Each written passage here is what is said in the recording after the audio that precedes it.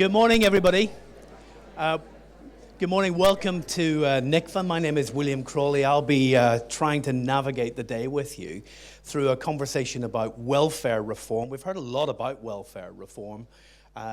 One of the implications of the global recession, of course, is that political jurisdictions across the world have to deal with all kinds of issues, and welfare has become one of the key issues here across Great Britain, England, Scotland, Wales as well, and in the south of Ireland.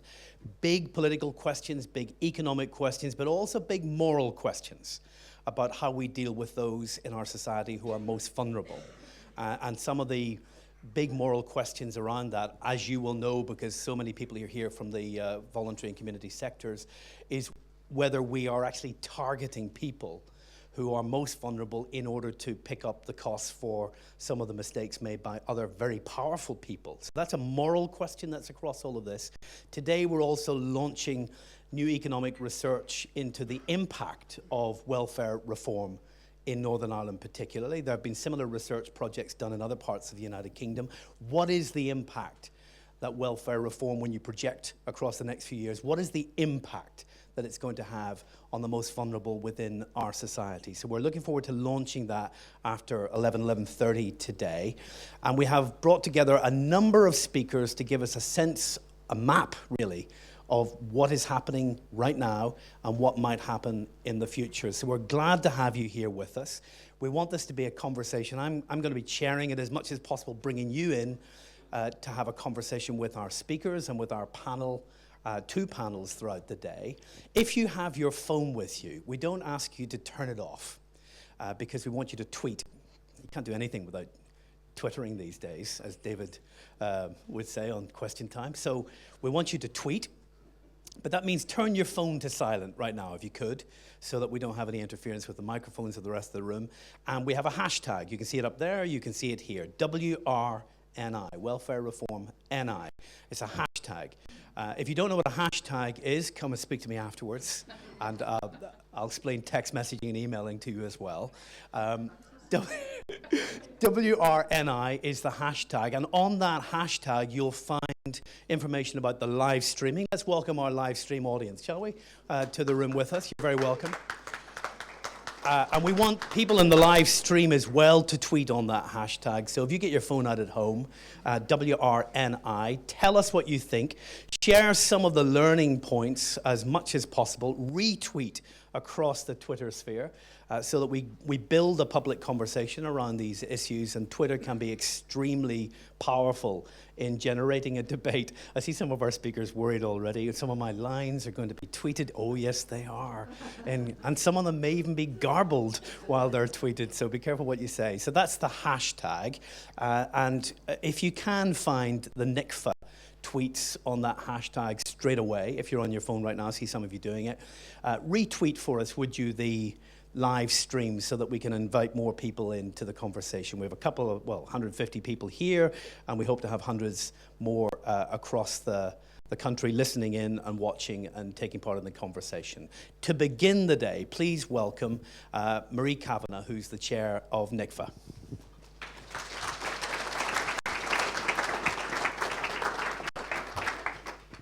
Thank you very much, William. Thank you. And welcome, everybody. A full house, which is great. And also, I think, emphasises how important this issue is for all of us.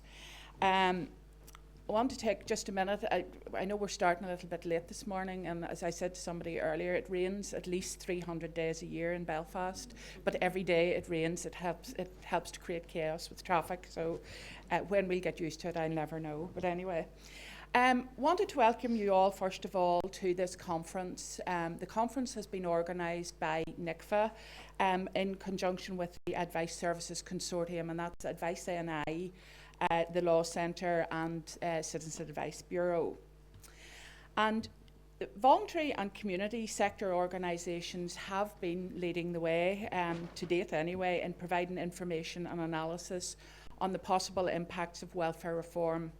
And most importantly, I think, advocating on behalf of those people who are going to be affected by it, families, communities, and some of our very, very disadvantaged members of our communities who are likely to be affected. We met last year to assess the possible implications of what was then fledgling proposals, or what were then fledgling proposals.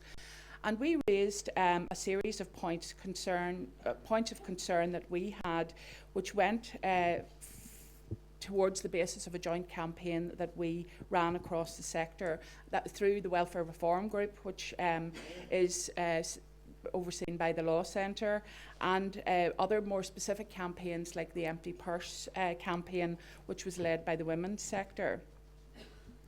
We also know from comments in the Assembly made by Minister McCausland that he has been working to try and secure some changes on how the reforms are implemented based on the issues that you, I and many others have raised with him. However, it is frustrating that apart from the new timetable that has been issued in relation to implementation, there is actually very little information on how reforms will progress in Northern Ireland, and very few of this has been made available to date. And I'm sure many of you will have heard Minister McCausland this morning on the radio, and he was being questioned about some of that, and I think, to be fair, there was some indications that there may be some room for manoeuvre within it. But again, it's been very hard to draw out any concrete information about how things are going to impact on us. And I think that creates problems within society, and it certainly is creating problems within communities, because I think people are scared, for want of a better word, in terms of what might be rolling out in front of them. We cannot, for that reason, afford then to take our eye off the ball, as the last thing we need at this point in time is for a bill to be rushed through without proper scrutiny. So as a sector, I think we need to stay informed, and we need to work together, and we need to be prepared. And I think today is an important part of that work that has to be done, and it's an extremely important element of what needs to be done. Many of the proposals that we discussed at the previous conference and that we have been looking at since then have already become a reality in parts of Britain. And I think some of that, the outworkings of that is starting to become evident. I mean, we've heard some reports in terms of how universal credit and its other indications around welfare reform are being implemented and the problems that they're facing. And we're obviously delighted that we have colleagues who are working on anti-poverty issues within Britain who can come along and share their experience with us today. After the tea break, we will be focusing, as I think William has already alluded to a major new report that has been issued on how the proposed reforms will impact on the economy in Northern Ireland. And obviously much more detail will be provided later on in the day around that. The one thing I suppose that struck me when I looked at the initial outworkings of the report was the fact that the Northern Ireland economy at this point the indications are that it's set to lose somewhere around £750 million in terms of lost revenue. Now that's not just that's spending power essentially that is being lost to the economy, and I think it reinforces the importance in terms of our sector of working on the issues that we need to be working on to give focus to what's happening and also to raise awareness. I have to say I was a bit surprised that the 750 million was the figure. I know when we first looked at it over a year ago, the indications then were that it was going to be around 500 million, which, to be perfectly honest, I thought was bad enough. But obviously this has increased significantly. And even if we look at the relatively conservative multiplier factor that the Treasury would put on that, you could be talking of somewhere in the region of 1.2 billion pounds being lost out of the Northern Ireland economy. And that, to my mind, is unbelievably drastic in terms of local business as well. I would say, and I'm just going to finish on this point, the 750 billion is lost spending power. I also am very concerned that that doesn't even take into account the likely unintended consequences of the introductions that are going to happen here. We may lose that in spending power, but we can be rest assured that it will cost us more in terms of the other services that we're going to have to deliver in the meantime. So that's a very concerning point from our point of view. I'm going to finish there, and I hope that you all enjoy what I hope is going to be a very informative morning. Thank you very much.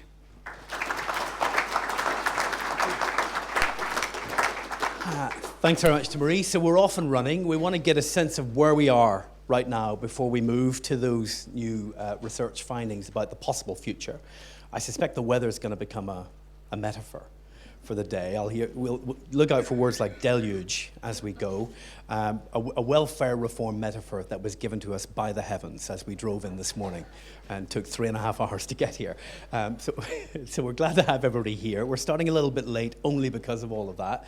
And our first speaker to give us a sense of that map of where we are right now has been working in these issues for many, many years from a legal point of view as director of the Law Centre in Northern Ireland. Les Allenby is also now an honorary professor of law at the University of Ulster. So let's welcome Professor Les Allenby.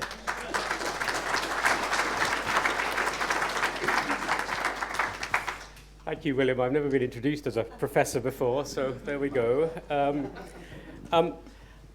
This morning I want to look at where we are now and where we go from here.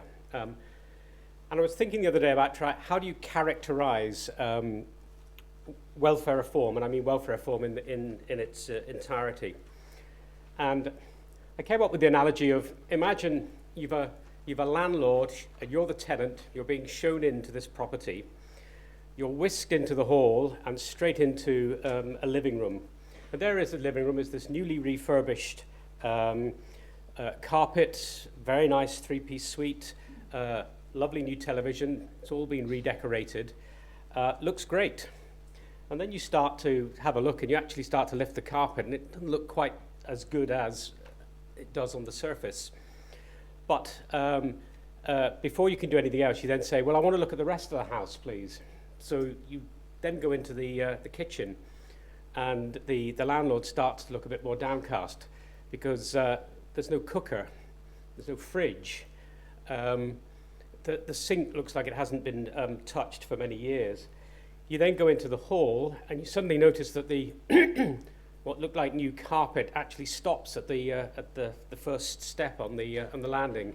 So you go up on the bare steps and into the bedrooms, and the bedrooms have no carpet either. And we're not talking Swedish floorboards and trendy design here. And there's no bed, there's no curtains. In fact, there's no bedroom furniture at all. And when you start to ask, well, but don't worry about that. We had to sell all of that in order to put the carpet down in the living room and everything else. So you hold your skepticism for a second, come back and have a look at that lovely living room again. So you go back down into the living room and you suddenly notice what you had missed at the start. There's a state-of-the-art computer in the living room. Great. I'm into IT. Well, maybe I can imagine it. So you try and turn the computer on, and unfortunately it doesn't work. And you actually look behind the computer. It is a state-of-the-art screen, but actually there's nothing behind the computer, which explains why it doesn't work. And that, to me, is a bit like, I'm afraid, welfare reform. It's a slightly unfair characterization, but it's not far off the mark. In effect, what we've done with welfare reform, and I'm being cautious of this, is for every pound, effectively, that's been spent on, and going to be spent on universal credit, and the ancillary reforms around universal credit, in terms of what we might do with passport benefits, what we might do with the son or daughter of social fund, etc., we've paid for that by taking at least a fiver out for every pound that's been spent. And I think, as I say, the fiver is probably a cautious analogy. So it was interesting when Marie talked about, the 750 million. Well, if you put in, and it's very hard to know exactly how much we'll spend on universal credit more, because it'll depend on how people respond to universal credit and the earnings disregard, and much more importantly, it'll depend on what the economy does. But we can be pretty confident it's not going to be much more than 150 million at most. So we are taking a great deal out of the economy, and we're putting a relatively small amount back. So where are we in Britain, and then where are we in Northern Ireland, and more importantly, where do we go from here? Well, in Britain, the Welfare Reform Act was passed in March 2012, And the first changes were implemented actually on the 30th of April 2012. So they're pretty much, in fact, last week, 18 months old. And the first change was to take away and confine employment and support allowance contributory for 12 months. And if you remember, that was a retrospective payment. So if you'd been on contributory ESA for 12 months, you then lost the benefit if you were in the work-related activity group. So that was the first change and the first saving that was made. And we've already, 18 months have passed, and we don't have our bill implementing something similar. However, pretty much everything else has tended to slow down in the welfare reform bill. So universal credit, for example, the original timetable was a national rollout. In fact, a national rollout this week. In fact, what we've had instead is in April 2013, we started in one area in Britain, in Warrington.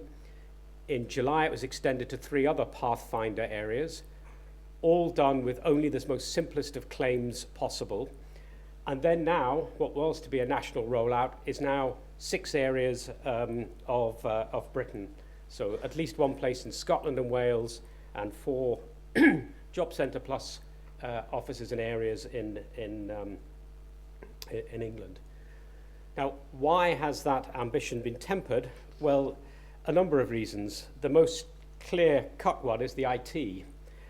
If any of you, I'm sad enough to read these reports, read the National Audit Office report in August, it was absolutely devastating about the IT. And what I liked about the report was it was incredibly measured in its language, it was incredibly sober, it was almost understated. And the understatement actually just made it all the more powerful about just how badly things were progressing, or perhaps more importantly, not progressing with IT. So the new mantra amongst ministers and amongst senior officials in DWP in Britain is that not the IT isn't working, it is we must get this right, we're really keen to make sure that it all works properly, therefore we're going slowly and steadily and surely, all of which sounds like eminently sensible, frankly, on the one hand, but is an enormous change from the rhetoric that was around barely 2 years ago. And we are moving slowly and surely in universal credit, but interestingly, we're going to be moving slowly and surely where universal credit now rolls out at the time of a general election. So there is a lot to play for, and you only have to listen to the party conferences in the last 3 weeks to see how important welfare reform and the different approaches to welfare reform are to the political parties in Britain. PIP, personal independence payment, is also slowing down. Nothing to do with IT, but I think more to do with the enormity of the change, and a much more sensible timetable has been introduced both in Britain and in Northern Ireland, assuming we get our bill.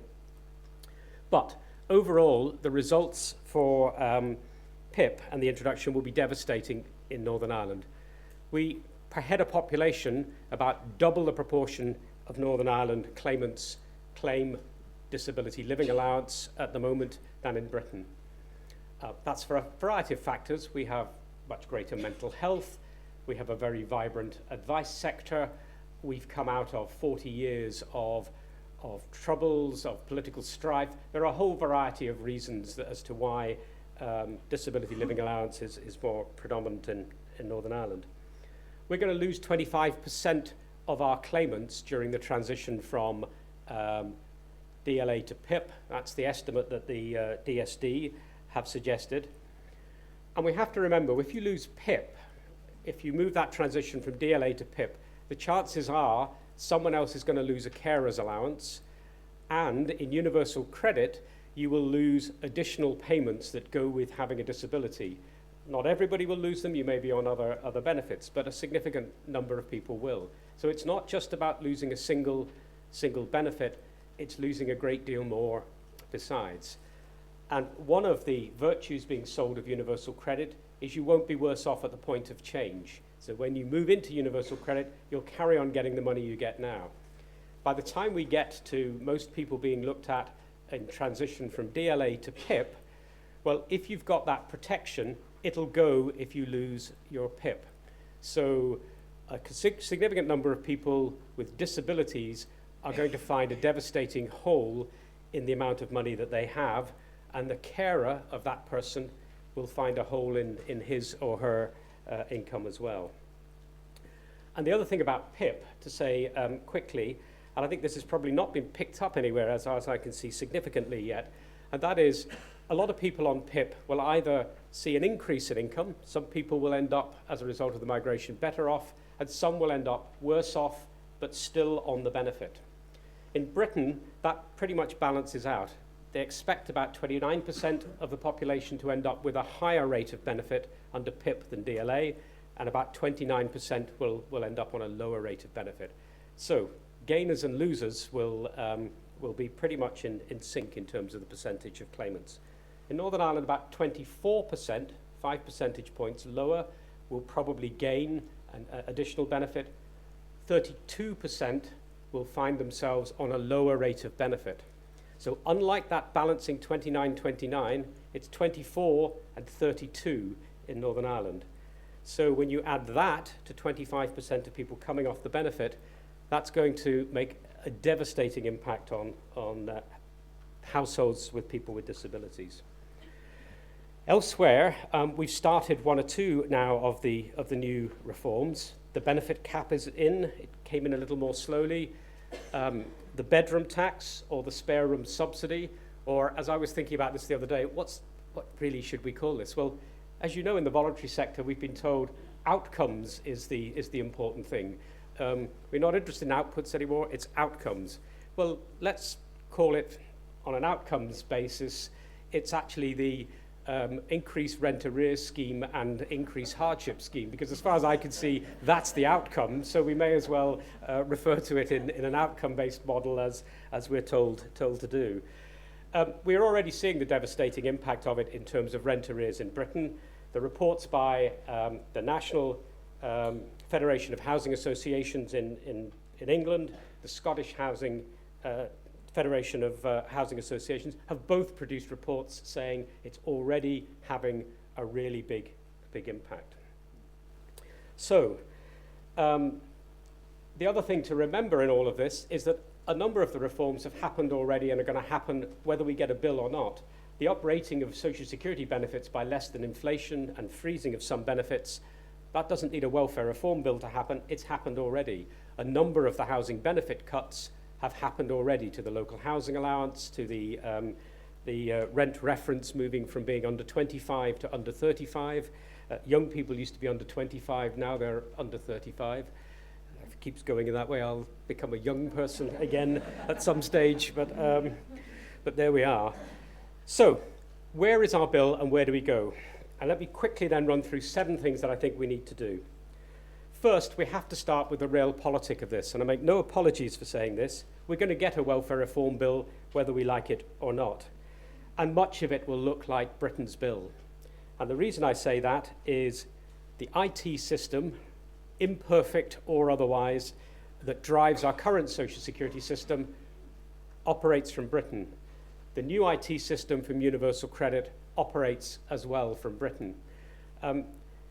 It's clear to me that neither the politicians or senior officials have any appetite for the cost, the resources, the risk that it would take to run our own social security system. It's not going to happen, and the old system's got to be turned off at some stage.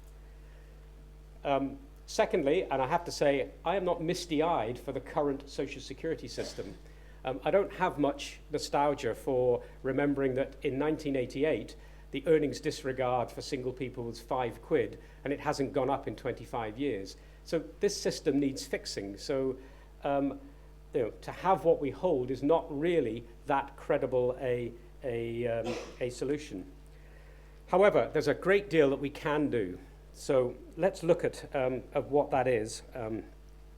The first thing, and I really welcome today that the research that NICVA's commissioned, we have to hammering home the point that this is an economic issue as well as a social issue. This isn't just about what a compassionate society we should be and about humanitarianism. It is about those things.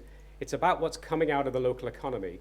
If you take £750 million out of the local economy, you're taking it out of the most deprived areas. The report says that very clearly.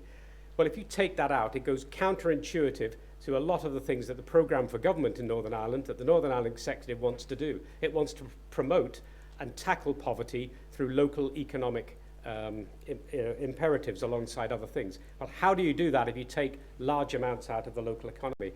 And politicians, it's the economy stupid, as they say in politics and in elections.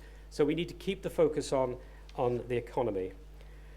Second, there have been some flexibilities to date, but we mustn't be complacent about them. So the fact that you can more readily claim fortnightly rather than monthly universal credit, the commitment to pay to landlords, and the larger proportion of splitting payments, a great deal's been made of that. They're all actually very welcome and very sensible, but we haven't seen the detail. And frankly, there are two approaches here. It's either a meaningful flexibility or it's a minimalist one. And I'm not sure we know the answer to that yet, so don't take for granted what we've already been able to achieve. We really need to make sure that that detail is nailed down. And I think there's a battle going on in the department about whether we go for the meaningful or the minimalist approach. So that's a really important issue to keep a focus on. We need to look at other kinds of flexibilities, if you want to use concessions, whatever the right word you choose to use. The kind of things that are really important are, and this is not an exclusive list, greater propensity to recover over payments, forcing European Union nationals and other migrants into the all-work requirements category, regardless of their circumstances, regardless if they have a child under 12 months or they're carers or like any other, frankly, citizen in Northern Ireland. Ramping up sanctions, making both partners sign up to a claimant commitment. So if the woman's prepared to sign it up and the man isn't, none of them get benefit. Makes no sense at all. Those are issues that we need to look at, and there are many more besides. And again, in terms of the realpolitik of this, and I don't want to hide any of this, there's a price tag for all of this. The letter was Sammy Wilson's pocket. No doubt he's handed it to Nigel Hamilton, from the Chief Secretary to the Treasury, from Danny Alexander. Simon Hamilton, sorry. Sorry, yeah. Thanks. From Simon Hamilton, yeah. So I'm just rewriting history as I go along. Some people have said I've spent a career doing that. That letter says that from January 2014, there will be a price tag attached to the delay. And the price tag is 5 million a month. Now, whether it will turn into 5 million a month or not, that's the current state of play. The Treasury are saying the price tag is eventually going to happen. So we need to be aware of that. But in terms of some of the extra costs of some of these proposals, some of them actually have very little extra cost. Others actually save money elsewhere, and you can make a very credible argument that actually the kind of money you're going to have to find in the displacement costs make it economic sense, and I'll come back to that on bedroom tax. The other thing to remember is there are already some concessions in the pipeline, and anybody heard Good Morning Ulster this morning and heard Nelson doing his best to try not to tell you what they were? Well, I'll tell you what one of them currently is. If you read Inside Housing, and it's probably not the best seller, it's probably not one that you immediately grab, but in August, Alex Maskey said very clearly, and Alex Maskey is a very media-savvy individual. He doesn't speak off the cuff to the media, and he said very clearly that the bedroom tax will not be introduced for existing claimants in Northern Ireland, and you can bet your bottom dollar that's what's being looked at the moment. So we're 2/3 of the way to probably the money that's saved. It's a short step, frankly, from there to going to where the UN Rapporteur for Housing suggested we go, which is get rid of it altogether. So that's a very significant concession. It makes immense sense, and it's testimony to the organisations in this room and many others for the work that they've done through the Welfare Reform Group and through your individual work. So that's where things are. Now, as ever, you're going to have to find the fine detail. But what else there's being discussed at the moment, I don't know. The discussions seem to be almost hermetically sealed between the two parties.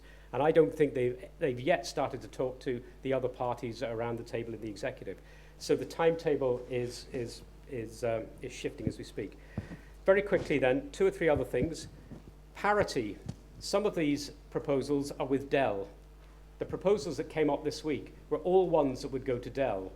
The idea that, frankly, after 2 years, it's a job creation scheme for Dell, that you have to sign on every day, actually that's going to cost more money. So there's no financial cost to deciding not to do it. Dell are not hung up by parity. There's no reason why we have to do that. The sixth thing is a lot of stuff in universal credit is still to be worked through. The earnings disregard is more generous. It's more sensible. It encourages people into work. But it could be undermined depending on what we do with passport benefits and rate rebates in Northern Ireland. So, and what happens with our son or daughter of social fund, etc. There are problems with universal credit that you don't need to be a soothsayer to predict. The self-employed are treated much worse under universal credit than they are under the existing system. Well, if the economy is poor, then you tend to move people into self-employment. This government wants to encourage people, both in Britain and here, into self-employment. Universal credit does not help people effectively into self-employment. So there will be problems with universal credit as it unfurls. And then finally, how do we actually deliver social security? And this is, again, something that we can do locally, both digitally and non-digitally.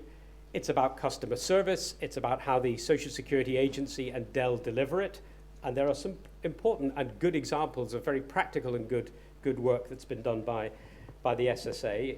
In customer service terms, you're less likely to find yourself off ESA than you are in Britain, which is a sort of interesting, it's not by very much, but a significant percentage terms. And the voluntary sector support, because at the end of the day, large numbers of people will be coming to the voluntary sector. So we can look at how we support advice services on the ground and regionally. But finally, and this is really important for me, and it's a challenge to every single person in this room, we have to reject the strivers and shirkers language of George Osborne and the Conservative Party in particular. And let me say very clearly, people are not deserving or undeserving. People are people with their individual circumstances that have led them into unemployment or having to care for someone, or because of their disability they can't find work. Everybody has an individual story. This is about social security, and we need to reclaim social security. It's not about welfare dependency or welfare benefits. Free education is not a welfare benefit. Going to your local hospital when you're in an emergency is not a welfare benefit, and neither is social security. So we need to win that, and that's a tough task out there, but I think there's an enormous amount to play for. We can mobilize people to embolden our politicians to show local accountability and make a real difference with this campaign. It's a campaign we can actually win. So thank you very much. Stay there, Les. Let's take a couple of questions from you, a couple of comments from the floor to Les on this. George Osborne, Ian Duncan Smith are not here this morning, but I suspect if they were, they would say to you, so let's just put this point to you. Yep. Do you acknowledge that there is a problem of welfare dependency? Do you acknowledge that there is a problem of some people under 25, for example, who are not in work, not in training, not in apprenticeships and skills training? I would reframe it. There's not a problem of welfare dependency, but if you were asking me the question is, would it be better to get people into work than on Social Security if you're young, single, and in a reasonable health, and there are jobs out there? My answer, as almost everybody I suspect in this room would say, yes to that. Now, the ingredients for that to happen is there needs to be the work there for people to get into. Mm-hmm. There needs to be positive incentives to encourage people into work. So signing on every day after you've been unemployed for 2 years is not going to make a jot of difference to anybody getting back into employment.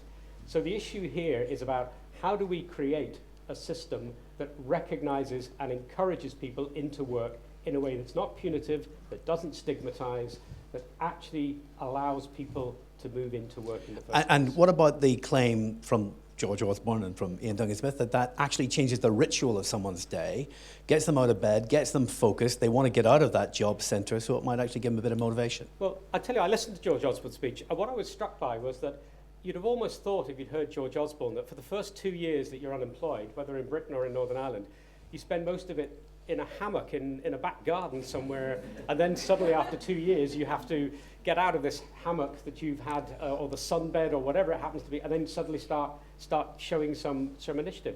Almost from day one now, you've got to actively seek work. After 3 months, you've got to engage very positively. Long before you've got through 2 years, you'll have been through several retraining courses.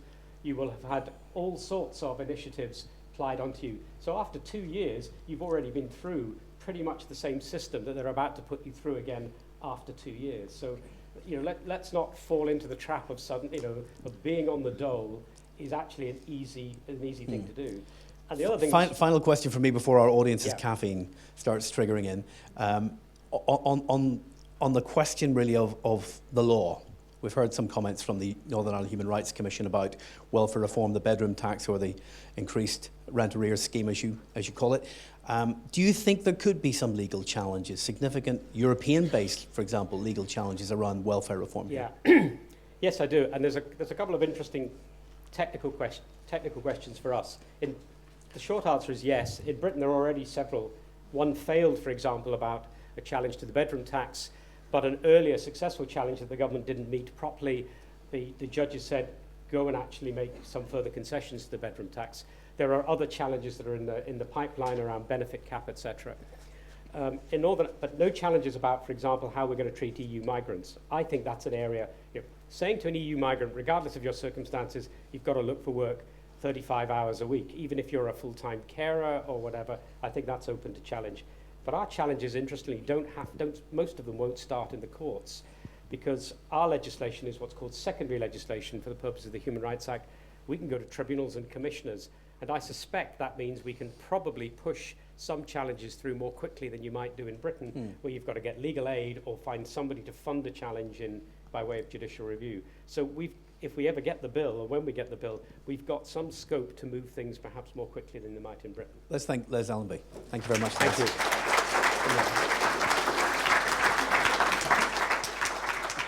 Well, our next contributor is raring to go. As you can see, he's been up there, sprung and ready.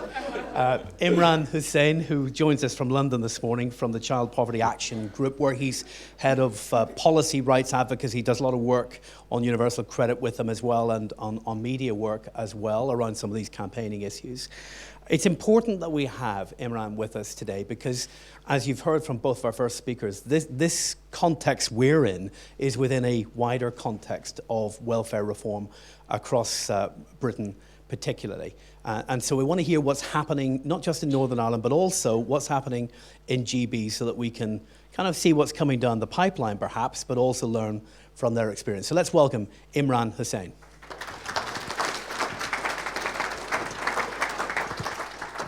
Thanks. I was a bit worried at the front by myself there, so I actually started writing enough notes to pad out 3 hours worth of talk. So I'm glad the other speakers did speak as well. And basically, there's a couple of things I'm going to try and resist doing, and there's one thing which I've kind of failed to resist. So the two things that I'm going to resist. One, either I'm standing in front of an audience, I'm going to resist talking like a party leader at a party conference. So I've been watching the conferences the last few weeks, so I'm not going to talk about the values my mum and dad instilled in me as I was growing up. You'll be pleased to know. I'm not going to talk about how much I love my country, afraid. And I'm not going to talk about that. Wherever I travel around the country, I just keep meeting people whose stories completely back up my point of view. So I won't do that. I won't do the weather metaphor, so I'm not going to say anything at all about perfect storm or a tsunami of cuts. Okay, the thing where I've succumbed to temptation is there's an obscene amount of PowerPoint I'm going to use, so I'm sorry about that. I'm happy to email it to anyone who wants it to save taking notes, and I'm not going to talk to every slide either, but you might find it useful some information that's contained. What I'm going to do is just remind everyone very briefly about why tackling child poverty is so important and the progress that's been made in recent years. Then I'm going to clearly just talk about what's happening at the moment and the impact on child poverty in the UK, and if you like, the breadth and the depth of some of the cuts, and sorry, the nature of the cuts, and the third thing is the actual impact, the emerging impact. Obviously, with universal credit, it's actually just slowing down. So, I mean, ministers, in terms of the rhetoric around universal credit, one thing I've noticed, I don't know whether you've picked up on this, Les, is they started saying universal credit, look, don't worry, it's not an IT thing, universal credit, it's a culture. And I think what they're saying is at some stage soon, everyone will have the claimant commitment, and that's universal credit, and therefore they can tell people credibly that it's actually here and the culture's here and it's rolling out. But the kind of universal credit as we imagined it 2 or 3 years ago, I mean, the government is sensibly putting the brakes on it, but it may not roll out for a very long time, I think. I think the Prime Minister was giving evidence to a select committee the other day, and he seemed to be sort of rowing back on the idea that the full rollout will happen by 2017. So I think it's in trouble. And the National Audit Office report on universal credit, which Les mentioned, it was more GBH in the report, wasn't it? It was it gave the system a real going over. And to be honest, I think parts of it kind of understated it. I mean, a week in the report, it talked about £30 million of IT being lost. The next week, an official was giving evidence to a select committee and said, actually, the real figure is probably 200 million. So in the next few weeks, the department is basically making a pitch to the Treasury about why the Treasury should keep on funding the project. So, these are big things happening in government about universal credit, and in many ways, universal credit is on kind of special measures. There's the Cabinet Office is in there pouring all over the scheme, the Treasury is in there pouring all over the scheme.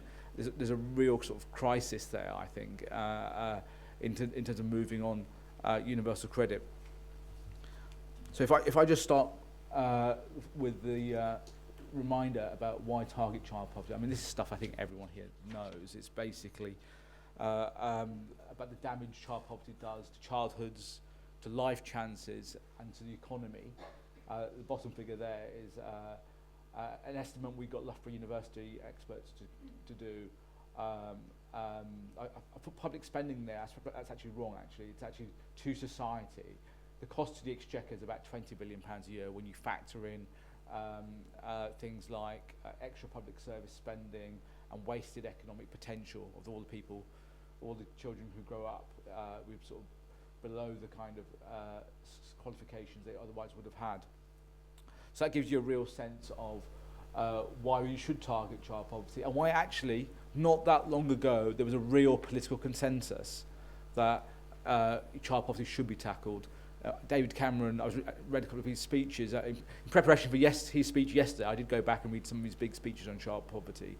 So in particular, I think the Scarman lecture from, I think, 2006, in which he said, trickle-down economics doesn't work when it comes to poverty. And he also talked about poverty being a moral disgrace and an economic waste. So all the main parties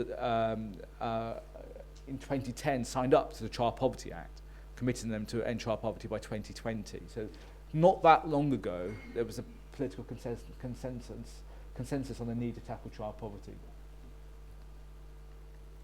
So the progress to date, basically, I don't know if you remember, but Tony Blair made a huge promise in 1999 to end child poverty in a generation.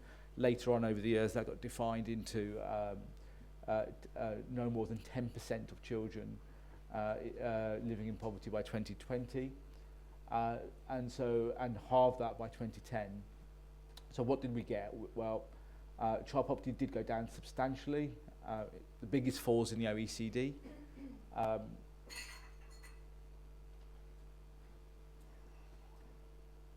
Huge numbers of children lifted out of poverty. In Northern Ireland, you can see the figure there at the bottom. In percentage of children, again, there was a huge falls, not as big as the overall UK one, but still significant. This is just a figure we produced in a report we published in July about on local authority responses to child poverty. So you'll see there that we've got figures there for every area in Northern Ireland, numbers of children in poverty, and the cost to society. So that £29 billion figure I gave earlier, kind of broken down. Again, Loughborough University did this figure for us. Donald Hirsch, who's a real expert, but it gives you a sense of a local breakdown that the official figures don't give. Okay, so what worked?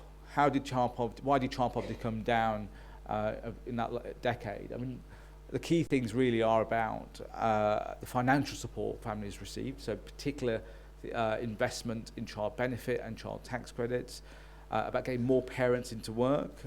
So, in particular, the employment rate of single parents really jumped, a really significant achievement, and about childcare.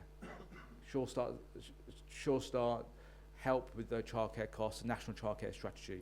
All of those things played a big role in getting child poverty down in that decade. 2010, the coalition. The key thing here is the coalition came into power having a fair sense of what worked and what didn't work based on the previous 10 years. The good thing was that it signed up in the coalition agreement to to end child poverty by 2020. That was kind of reaffirmed. But since then, of course, the story has all been about deficit reduction. And the big problem, if you like, for us is that deficit reduction was going to be done by spending cuts rather than tax rises. The spending cuts would happen in social security rather than other Whitehall departments. And when it comes to social security cuts, it would be working age benefits rather than pensioner benefits by and large. So all of that means that many of the cuts, a lot of the burden for the cuts has hit families with children. Now the next few slides are just a list of all the cuts, so I'm not going to talk about them the next few slides, but directly, but just give you a sense of all the different cuts, how much, I don't know how readable that is, but how much the government hopes to save and what kind of impact that would have on families. And you can see, again, this is some of a table we produced for our local child poverty report, which is on our website in July.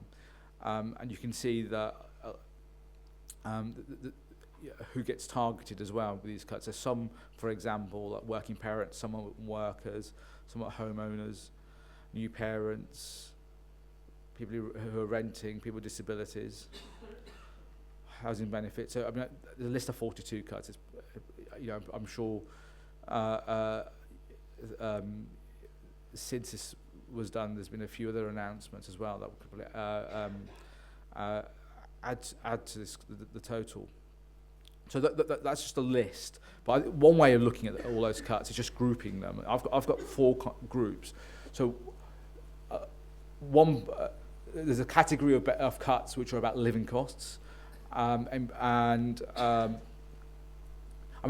there have been some good things the government's done. So the personal allowance changes has given people a bit of extra money, but it's not progressive because the very poorest aren't paying income tax anyway, and they're not working or they're below the threshold, or they're having the money clawed back through the benefit system as well. So it makes a bit of a difference, but it's very expensive. It's not progressive.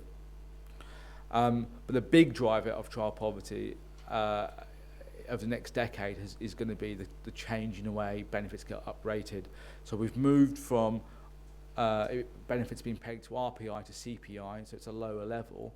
And actually, in the autumn statement, that didn't happen. The benefits were only increased by 1% in sort of cash terms, which was a real terms cut of 4%. So living costs is one area. Cost of children. early on, the government increased child tax credits above inflation. I mean, they actually reversed some of that later on, but that was a good thing. And more recently, there's the announcement about free school meals for infants, which is very positive. But overall, families with children have been hit very hard. Child benefit has been frozen for 3 years, and it's only going to go up below inflation in the future now. And cuts in help for disabled children are also incredibly worrying. The third category, which we won't say a lot on, because the next speaker is going to probably say a bit more about that, is around housing costs. So breaking a link between the support you get if you're on a low income for housing, breaking a link with that to the actual cost of that housing is incredibly worrying. And breaking a link between assessed need and the support you get is also, and that particularly the benefit cap. In fact, CPAG is in court today with Women's Aid on the benefit cap in a judicial review. But the benefit cap, of course, breaks the link between assessed need and what you actually get, the help you get. I won't say anything more about the bedroom tax apart from a couple of weeks ago, Labour committed to kind of reversing that.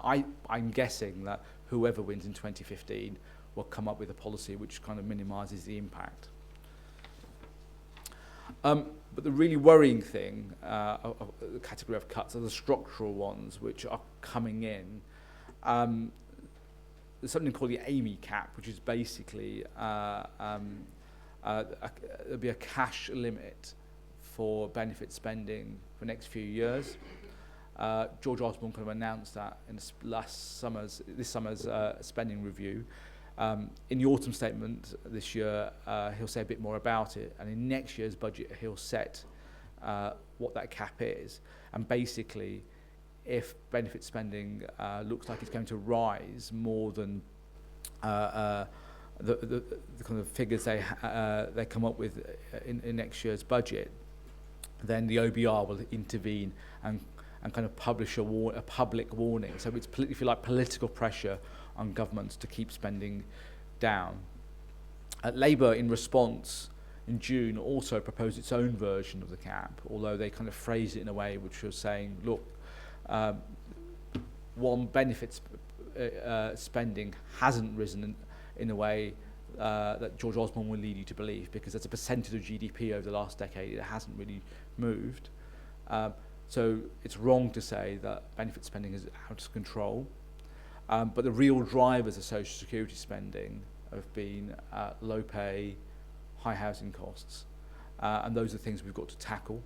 So that was all good stuff by Labour, but then they said if we don't tackle it, we'll have to cap spending. So the logic of that we found difficult to follow. They accept the problem isn't people on benefits, it's things outside the benefit system, but they have said we will have a cap which will in the end punish people on benefits for things that are outside of their control. But I mean that was a political response to the Chancellor's pretty political idea of an AMI cap. And then just this week, the Chancellor flagged up a new fiscal rule, which the short version of this is basically, again, putting political pressure on whoever's in government to reduce spending on working age benefits. And some of the briefing in the papers was basically saying, well, this will help us get another £10 billion a year off social security spending after the election. So that's a kind of a sense of the different measures and the different types of cuts. On the impact, I mean, the basic point is families are hurting at the moment. Wages are stagnating, benefits are being cut, and prices are rising. So you can see there, just in the last year, some of the stats. So the basic cost of raising a child's gone up by 4%. Wages haven't kept up, benefits haven't kept up. So that's clearly can have an impact. And the risk of poverty for a child is much higher than the risk of poverty for a pensioner, for example. So what's the impact on child poverty going to be? Well, the IFS, the Institute for Fiscal Studies, produced a report earlier this year, which had some figures, and basically the main headline finding was that child poverty will go up by 1.1 million across the UK by 2020. In Northern Ireland, you can see there the percentages there. So it'll go up to 26%, then by 2013, to nearly 28% by 2015, and nearly 30% of children by 2020. So pretty significant increases. If those projections turn out to be right, then the annual cost of child poverty goes from 29 billion pounds a year to 35 billion pounds a year to society. I've been talking about impact in terms of numbers, but if you're interested in what families are actually saying, there's a really good report I recommend, which I think just came out last week, which is called the Real Life Reform Report. This was done by a collection of housing associations in the north of England. So, and what they're doing in this study is they're tracking the experiences of 70 to 100 families in social housing in the north of England, and reporting it, and they will be reporting every quarter. So this is the September report is the first one, and it relates to talking to families in July. So every 3 months now, for the next 18 months, they'll be publishing this. So this will give you a really good idea of what of how families are experiencing welfare reform changes. These are the kind of things I just picked out from this current report. So basically, people are already struggling. Many of them have little or no money left after they've paid for essentials. One thing I was really interested in was that so many of them are worried about the impact welfare reform will have on their health, of themselves and their children. So, it's clearly a huge impact on for public health professionals. And people are also worried about the impact on the neighbourhood. One interesting thing was asking people, how will you be affected? Will you be affected? And this chart basically says, is people reporting their sense of how they'll be affected. So it gives you a sense that people know about housing benefit changes coming, don't know, relatively speaking, don't know that much about the changes around universal credit, particularly when you think about the fact that universal credit will cover more than half of children in the UK. So there's an issue there for advice organisations, and I was pleased to hear that in Northern Ireland the advice sector is robust. Generally in the UK, it's quite a difficult time at the moment. For the fewer and fewer expert advisors out there on welfare reform. We're having to pitch some of our work to non-specialists. That's why we're producing. We've always produced the experts guides, but we're doing more stuff to people who are non-experts. So what you need to know kind of things. So conclusions. It's about if we ignore the lessons of what worked, then that's going to drive up child poverty, and that's what the IFS projections are showing. Tackling poverty requires taking action on low pay, affordable housing and affordable childcare, but it also means having a decent social security system which keeps children out of poverty. And there's a huge challenge for the advice sector as well. And the final point is, it's what our response said yesterday to David Cameron's speech. What we've got to get politicians and the public to remember is that people on benefits are people like us. Ordinary, hard-working people was the theme in this week's Conservative conference. And hard-working people lose. Guess what? They lose their jobs. They have to sometimes give up their jobs because of illness or caring for other people. And also 2/3 of children in poverty come from a working family. So the debate is going to be absolutely key. How the debate is framed is going to be absolutely key in terms of what happens in the next few years, in terms of whether or not we can get improvements in policy making. Thank you. Thank you, Imran. So just stay where you are for a couple of seconds, just in case we can get some questions. I've got the mic. Just grab the air with your hand. Can you all lift your right hand for a second? Go on. Don't resist it, go on. I can see the troublemakers in the room. They're the ones going, well, not lift my right hand. Or lift your left hand. All right, it's nothing political about it. You're on Twitter, hashtag WRNI. You're tweeting about all kinds of things, research lines, all the rest of it. Where's Paddy Gray? We can see your bald spot in the live feed. You tweeted that. Okay, so see, he's tweeting everything. Any comments, questions to Imran? I mean, one controversy around all of this, Imran, is there are different definitions of poverty. Yeah. There are different definitions of child poverty. We got a sense of your definition as you were going. Just pick that out for us. Is there a working controversy about that in this debate? Well, I mean, there's consensus and controversy. There's the people, you know, in the academic community, in the people who work on child poverty issues and have worked on child poverty issues. There's a consensus that's been in place for a while, and internationally, there's a way of measuring child poverty. And actually, the UK, the way it's measured in the UK is actually a good example to the rest of the world in terms of how you measure child poverty. The controversy is the government doesn't like where the figures are going in the next few years, and that's why it's looking to change them. I mean, you know, it really is as bold as that. You know. Change the figures rather than change the problem. Yeah. And that means changing the definition. Yeah, so they've tried to change it. There's been a consultation out. I think that consultation has slowed slightly because my sense is that the responses to that consultation was so against what the government was doing, and actually, you know, intellectually, it just didn't make it. The government proposal didn't make any sense. You were kind of you weren't really measuring anything with the kind of, you know, I mean, the government was basically, I think, there's an incentive for the government to look for a child poverty indicator which is less sensitive to changes in family income. And obviously, you know, the kind of things they were thinking of, just academics, people like the IFS were going back and saying, look, this doesn't really make any sense. It's not going to be helpful for policy making in the future. It just won't tell you anything. It would just make the kind of current child poverty figure a bit more sticky. And so it won't rise as fast in the next few years.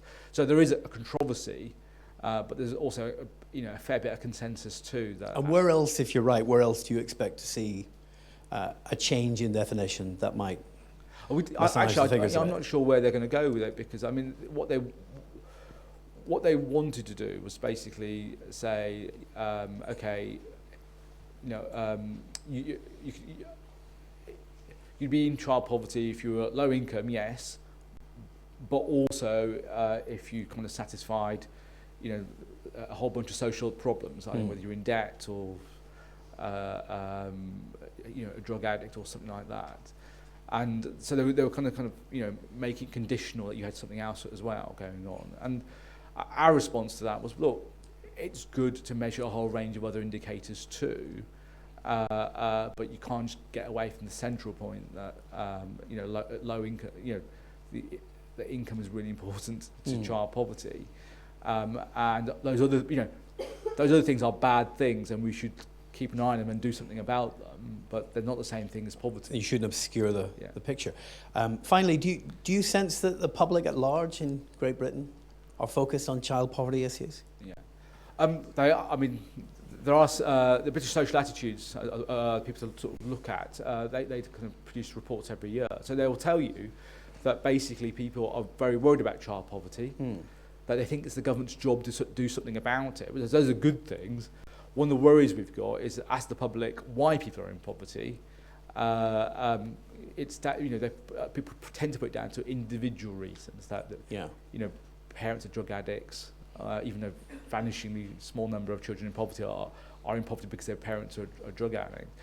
So one of the things that we've got to do is change the debate and sort of get out the message that, you know, you're much more likely to be in poverty because your mum's a cleaner, your dad's a security guard, than you know, because they're gamblers or addicts. Yeah. There's you know, I think a lot basically next year or so would depend on how the issue is framed. So even though you know, you can ask the public essentially, questions on the same topic, and you'll get different responses based purely on how you phrase the question. So, for example, the stuff about housing benefit for under 25s, there was some polling on that in December last year, and if it's kind of phrased as, hey, don't you think people who are 23, 24, so don't you think they're adults and should be treated in the benefit system the same way as anyone else? The public agree with you. Yeah. But I'm sure, like, if you ask that question in a different way, which is probably a bit more friendly to the government's point of view, you'll say the public are dead set against you. So this issue of framing, Les mentioned it once as well, that's absolutely key. And so, I think there's been a pushback with the strivers and shirkers debate. I think everyone's kind of walking away slowly from that. Yeah. But but welfare, as the government puts it, is clearly one. It was a big issue in the PM speech yesterday, as it was last year, and the kind of pledge card they have of their achievements, welfare capped. Right. Is what the current Conservatives are going to election with. So it's going to be a big political issue, and I think what's going to be absolutely key is, who asks the question which the public thinks is the most important question. Is it welfare capped or poverty up? Let's thank Imran. Terrific. Thank you very much.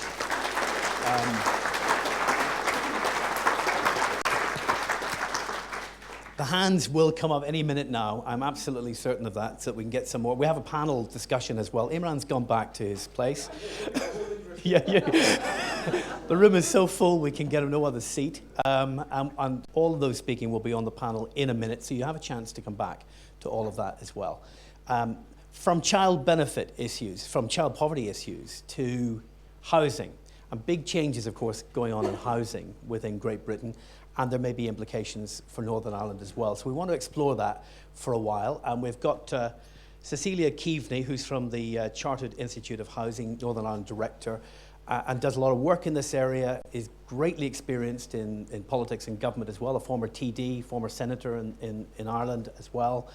So in terms of joining up the politics and the government of all of this with the economics and some of those moral questions, she's very well placed to help us think it through. Please welcome Cecilia.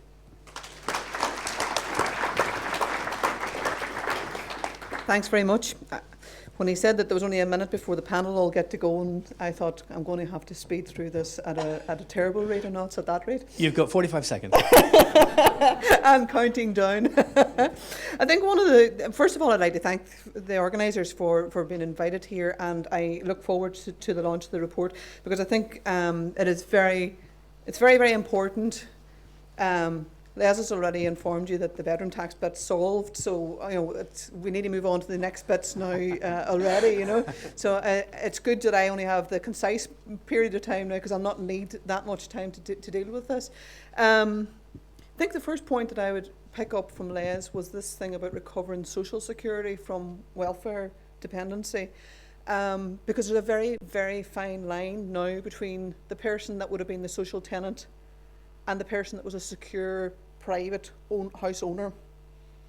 That has, in any form of recession or in any time when there's any sort of crisis, things can move from very stable, very sure, to very unstable and very unsure within any family.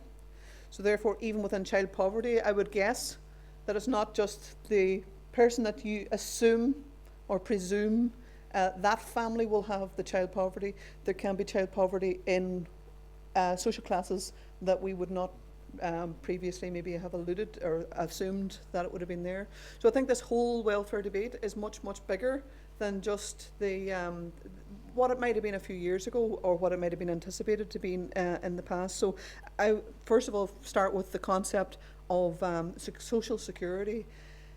In housing in Northern Ireland, there is a huge change. It's been driven, people say, is it been driven by this party or that party? A lot of it's been driven by finance. How do you finance having houses supplied?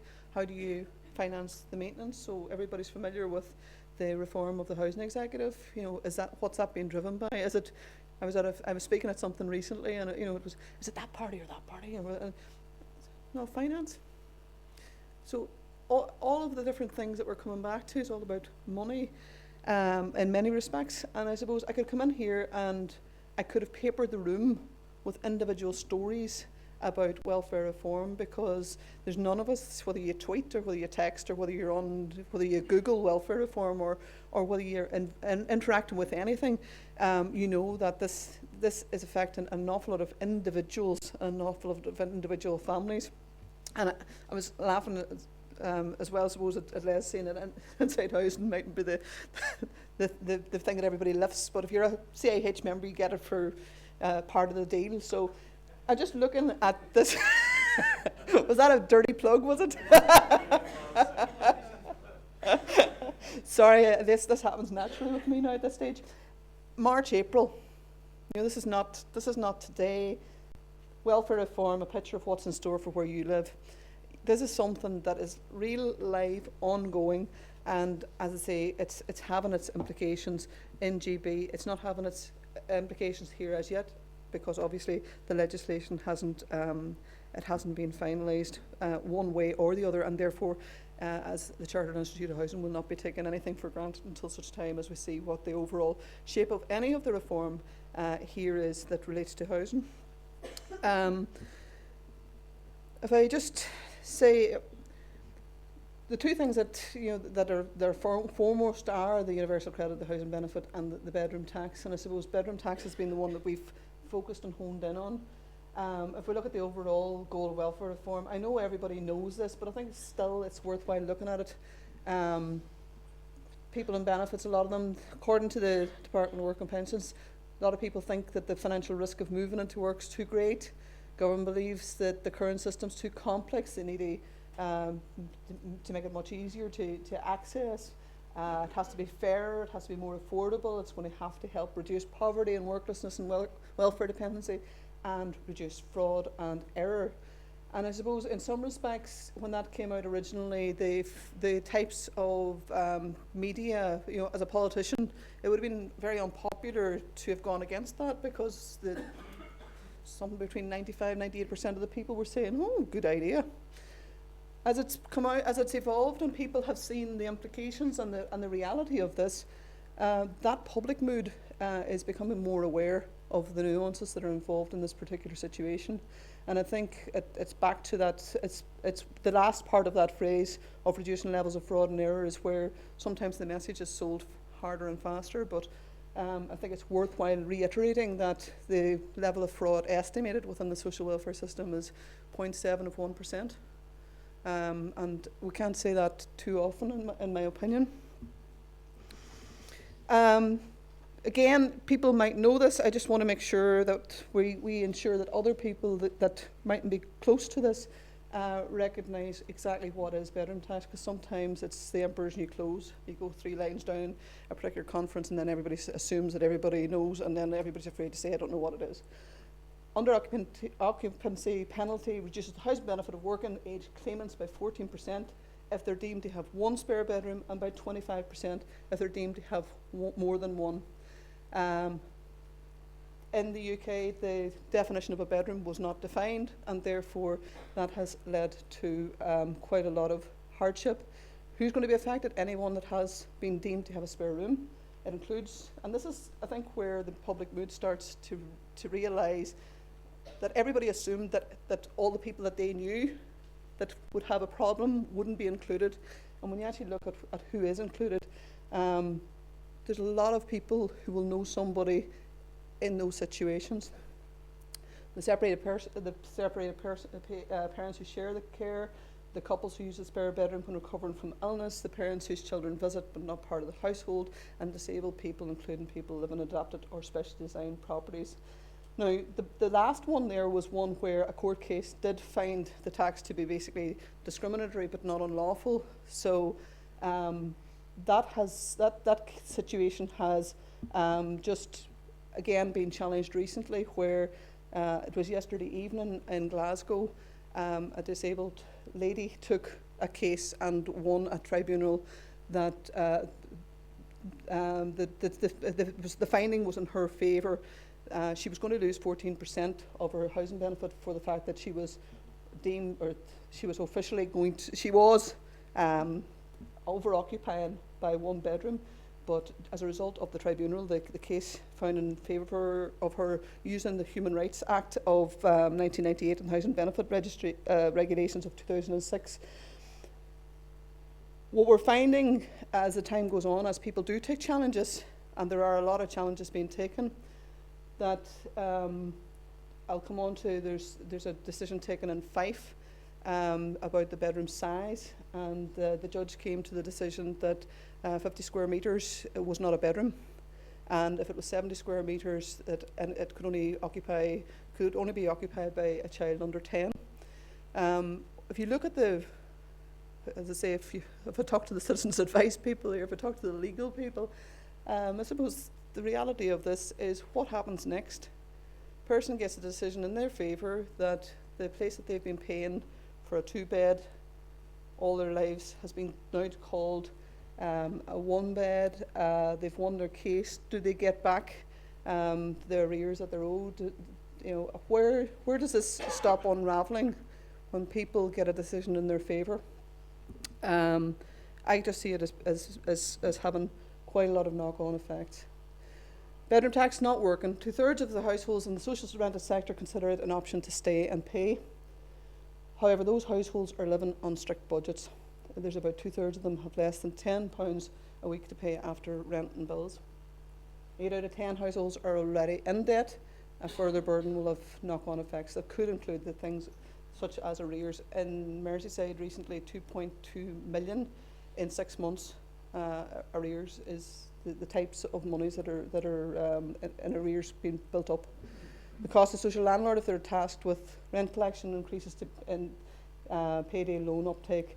And as was mentioned by a minute ago, because I think we were reading the same types of reports in preparation for some of this as well, a lot of the financial stress is being very closely linked to health outcomes, and that is right across families. That's across age brackets. There's no discrimination in relation to who that affects. There's 27% of people would consider it an option to move, but social tenants are not as free to move as the private tenants. The waiting lists aren't open. It's allocated on the basis of need. Anybody that was watching How to Get a Council House over the last number of months will see the range and the gambit of people. I watched one particular older lady who was being offered a flat on the 2nd floor, and she made a very brave attempt to sort of talk to the person that was giving her the option of this flat, to say that her old knees at 83 weren't great for going up and down steps, and if she took this flat because she really, really, really needed it, would that mean then that she would lose the right to get a flat on the ground floor should that become available? And she was quite clearly told, once your need has been met, you go to the back of the queue. And if we're looking on, it's back to the individual person and the real stories behind a lot of the statistics and figures. The rate of public properties becoming vacant is slower than the private ones. I know a lot of people think that there's a big move here to move everybody out of social housing into private rented sector, that everybody's going to be galloping for all these 1-bedroom houses that are in the private sector. They don't exist, is the short answer on it. So 2/3 of social housing tenants have a disability or life-limiting illness. Many homes are purpose-built or specifically adapted, and in the context of bedroom tax and the mobility of people from one location to another. I was talking to one of the Northern Ireland housing associations recently who have 10% of the people that are going to be affected by the 2-bed situation and the bedroom tax, and they have a very high percentage of focusing on people with special needs, and so their adapted houses level are very high.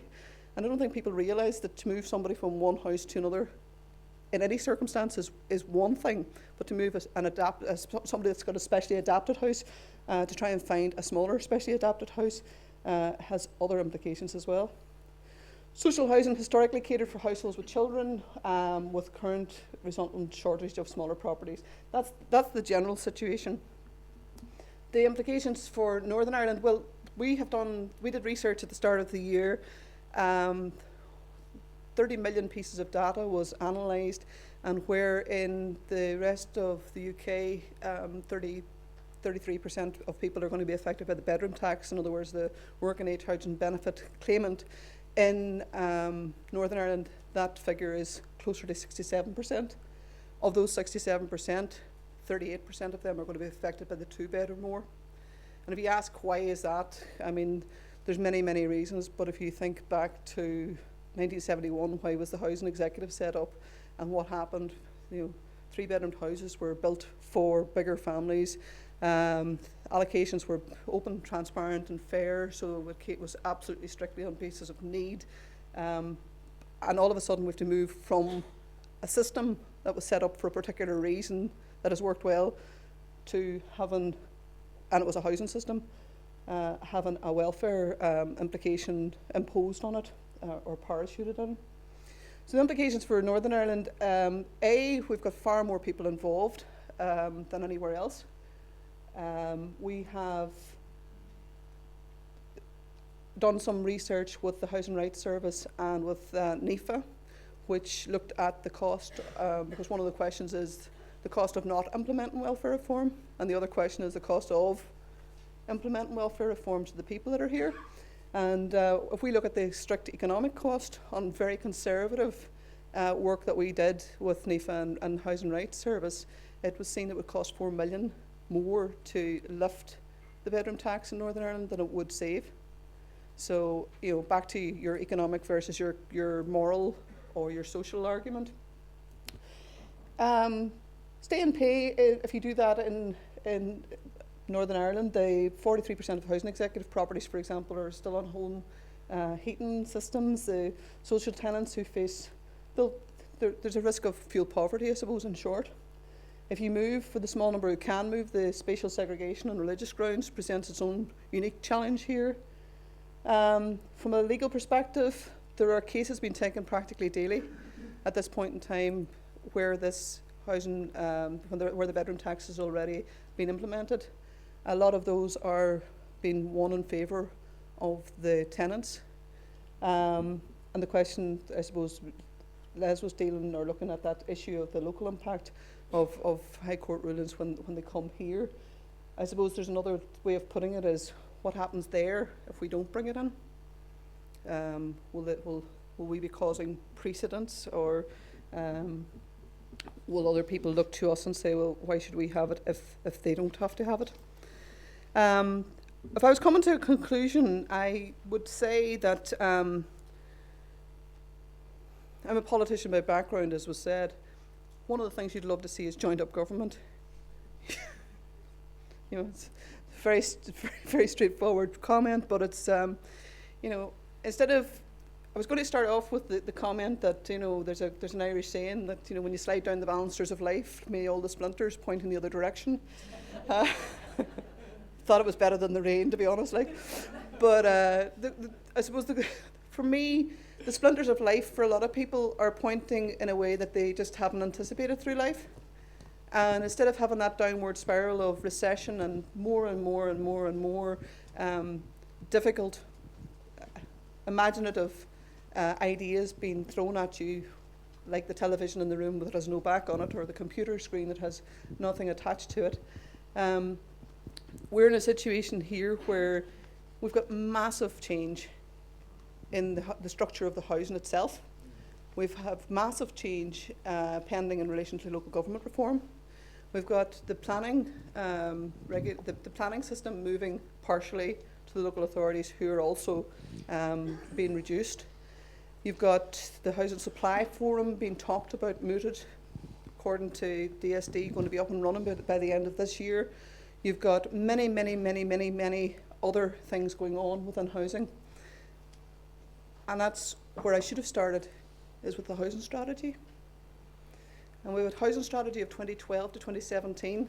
And anybody that's familiar with it knows how far on we are at the end of 2013 in that 5-year strategy.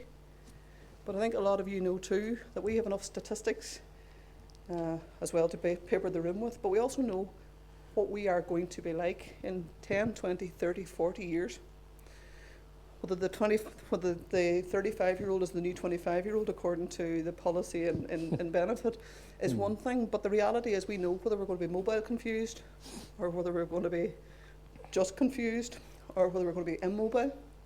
We know what shape we want our housing to be when we get to that stage, but is there enough planning being done to get us from here to there, in the context that there is a lot of data and evidence that we could be based upon at the moment?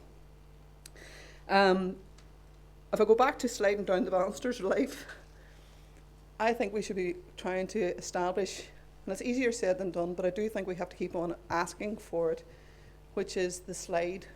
So I know in Northern Ireland a lot of people love having their letters. So I was trying to think of what were the letters. So I thought about a WHE, and that's W-H-E, H-E. So you can do that as you go down the slide of life. And it's W-H-E, so it's welfare support, housing supply, because housing supply is something we badly need, alongside education, so that's the WH, and the HE is health and employment opportunities. And if we had a system where what we need in those different areas, we're working closer together, we wouldn't have a situation where we've got a welfare reform policy imposed on housing that will contradict a transforming your care policy in health of keeping people in their house for as long as possible. We haven't, where's the vision for where we want to be? Who's dealing with the elephants in the room? We're talking about flags and emblems, but who's dealing with what shape is our mixed tenure? And when we talk about mixed tenure, I mean all sorts of mixtures, not just our traditional understanding of what a mixed tenure is. Yeah. So, as I say, I aspire to work and continue to work with all other agencies to ensure that we do keep saying this is bad policy.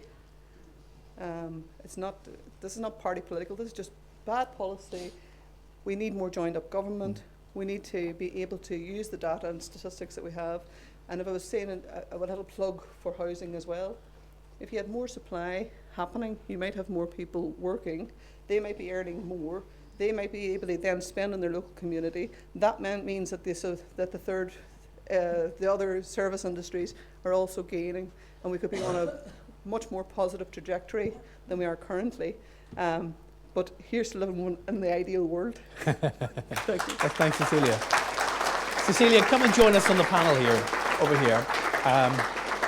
And we'll bring up John as well, and Les, come and join us up there too. You are tweeting. We've got some of your tweets. You're tweeting your way through some of the comments being made. Splinters and Banisters is up there. Amazing that she mentioned flags and emblems and the smoke alarms didn't go off here, which is progress. Thank you very much for that. We have questions for Cecilia first and the rest of our panel. Before we do that, I want to ask you, because I've seen so many of you writing down, scribbling notes about all of this, some of you tweeting it as well, some of you got your iPads out making notes as well. What is the standout point so far in this attempt to map some of the welfare realities here in Northern Ireland? What is the standout point for you at this point? What have you flagged up in your own mind? And what is the question it raises in your mind about going forward? And would you take 30 seconds each and tell the person next to you what that standout learning point is? 30 seconds either way, and then we'll be with our panel.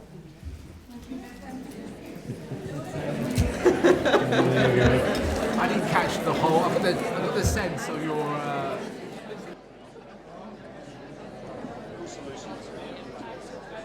Are you John Price? Are you coming up with us? Well, am I supposed to be up for yes. this or for... I thought it was up later. No, it says here you're on the panel with us. No. It's the next thing.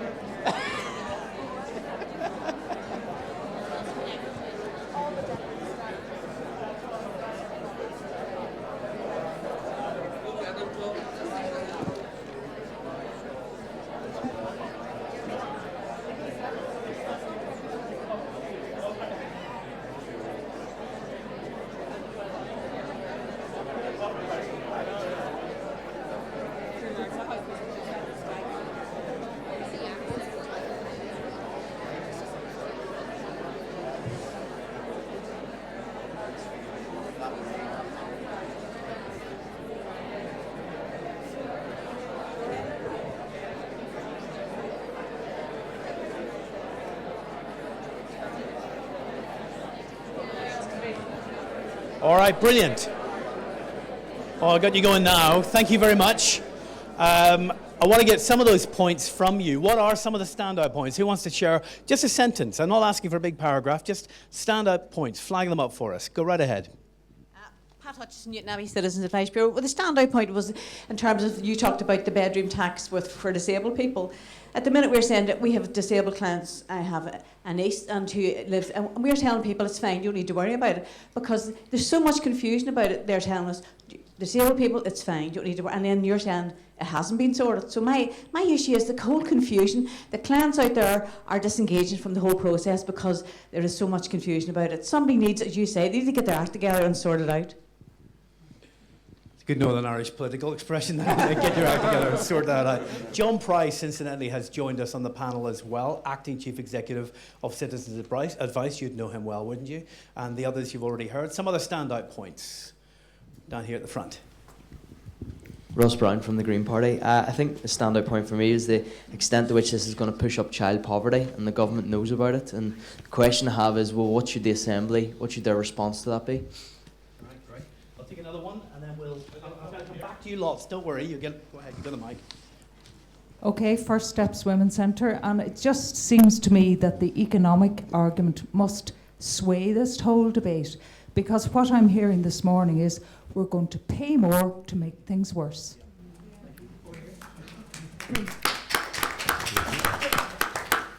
And my standout point is I work in Save the Children, which is about ending child poverty, and it doesn't look as if we're going to be successful with all of the developments, but we know that austerity kills, from examples in Scandinavia, and they've increased social protection, increased budgets in education and health, and their unemployment's falling, their economy's growing. Yet we know that, and yet we've got an economic model which blames the poor and letting the rich, powerful elite off with the crisis that they caused in the first place. How do we change that economic model and learn from other examples of best practice? Thank you very much. We're bonding in this room. So very interesting points being made, because it's not just enough to have a moral conversation about this, and this will be the second part of our morning actually, the economic case, in a sense, the business case around welfare could be the driving conversation in all of this. And it may be, Cecilia, it may be a conversation the government's more open to than some of the other political conversations. I don't know whether, I think that the most important thing is that we've a devolved government here, so they can make the decision here as to what the shape they want their society to Doesn't be. the bottom line dominate our conversations here? Well, it comes back to seeing the full picture. A lot of the time things are driven by particular headlines. When we did the research, the idea that it would cost 21 million to implement something of a saving of 17 million, does that get lost in the conversation? Ultimately, one of the biggest difficulties in any government, and it's as applicable here as many other places, is if you were planning for 10 and 20 and 30 year, if you were having 10, 20, 30 year strategies, visions for where you want to be. For example, in housing, that would be very effective, because you could be trying to put the right house in the right place with the right support around it. But what happens generally, is that a lot of policy is driven by election to election to election. And usually by the time you get in, there's a year gone before you can start to develop policies. By the time it comes towards an election, you become then much more cautious. And I think one of the messages from CIH's point of view is that, if you look at, if you wanted to be political on this, I suppose everybody has, of all the things of certainties of life, people either have a house, or if they don't have a house. It's very basic, isn't it? And what is more central to a government policy? It should be housing, and everything else around that then should be, if they've got a house, and it's, have they an aspiration? Is that aspiration being met by education and training? Is it being supported by health? Is it being supported?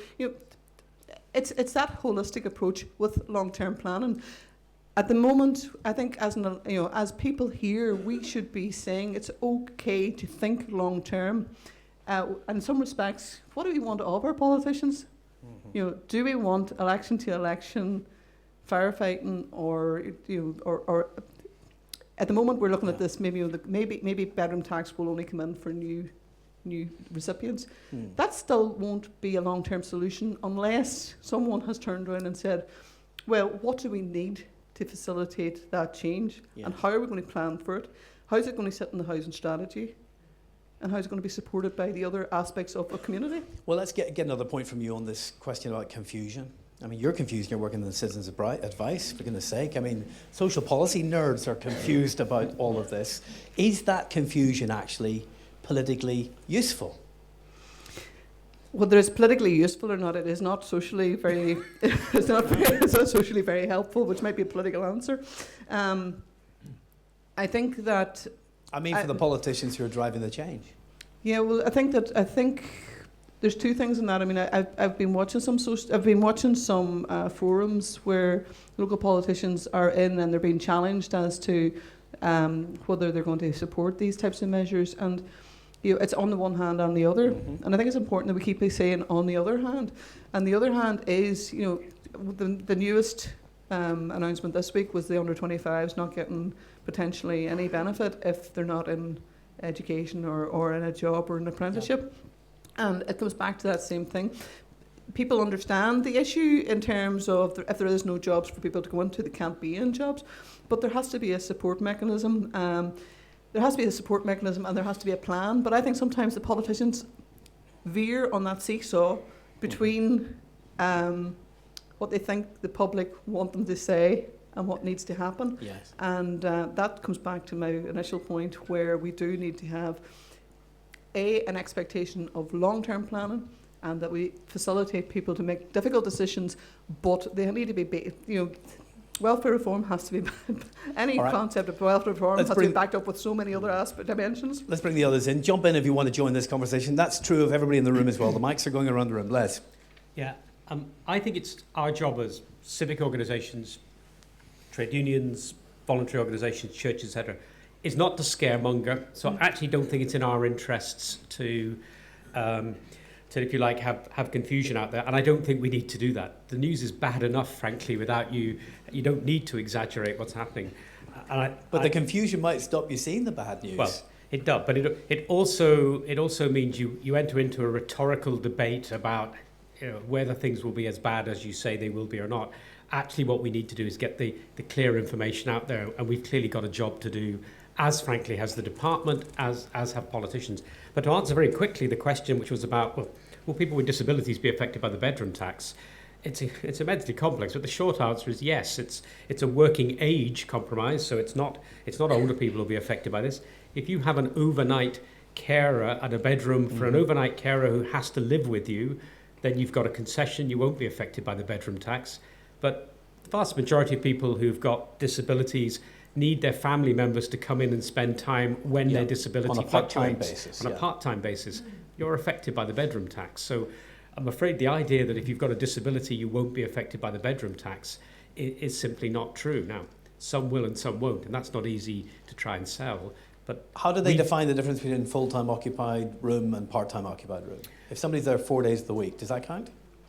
Well, that's the kind of issue that will become, I guess, it's whether you are permanently living with the person that you're caring for. Now, what that then means in practice, and if 4 nights a week, or if you take 2 weeks off to go on holiday or whatever, or if you are increasingly called in because your mother's health is getting worse, or if your son works in an oil rig and he's away 2 weeks in every month. Well, yep, those are the kinds of interesting issue. In Westminster last week, there was a case at a tribunal, and the issue was the person's disability equipment had been in this room for 15, 20 years. A person was blind, they had a series of other ill health. Was it a bedroom when it had never been used as a bedroom? And the tribunal chair said, there's no definition of bedroom. As far as I'm concerned, it's not a bedroom. It's a room where you store all of your disability equipment, therefore you're not under-occupying. Now, the department have said they're going to appeal that. We're going to get all of those kinds of creative challenges. But the point I want to make very quickly, just very quick, the cost is 20 million for the bedroom tax. If we don't implement it, you can knock off 3 million that would have gone into discretionary housing payments. So that brings it down to 17 million. You can knock off the extra arrears that we're not going to find. You can knock off the displacement costs of people who do move and go into private rented sector, because the private rented sector is more expensive than the public sector. And you can knock off those people who would otherwise have been made homeless, and homelessness is very expensive. If you put people up in bed and breakfast or hostel accommodation with all the other support, so the 20 million, the price tag What's that turn suddenly into? drops. What does it turn into, Well, roughly? we don't know, but it's a lot less than 20 million. Less than half of it? It's probably, you're probably into single figures. So Really? that's the kind of debate we need to start having with politicians and others. And that's the kind of debate then that politicians need to have with the Treasury when they say, well, we're going to charge you 20 million for this. You say, well, no, actually, that's not legitimate. You know, that's the kind of detail we now need to get into. John Price, give us some advice. Yeah, give you some advice. I wish I could.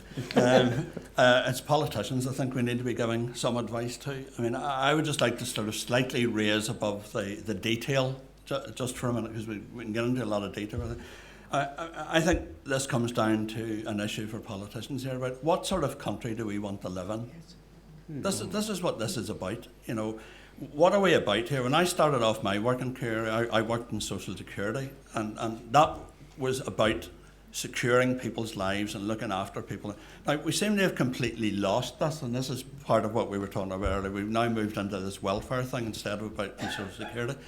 And we've also lost this whole thing, I echo the whole thing again about joined up government, because the government, we're not joined up in where it is that we're trying to go. What are we trying to achieve for our society and for people in Northern Ireland? And that is just not joined up. I just cannot see how you can allow thinking where we're talking about with the research coming up here saying 750 million coming out of the Northern Ireland economy.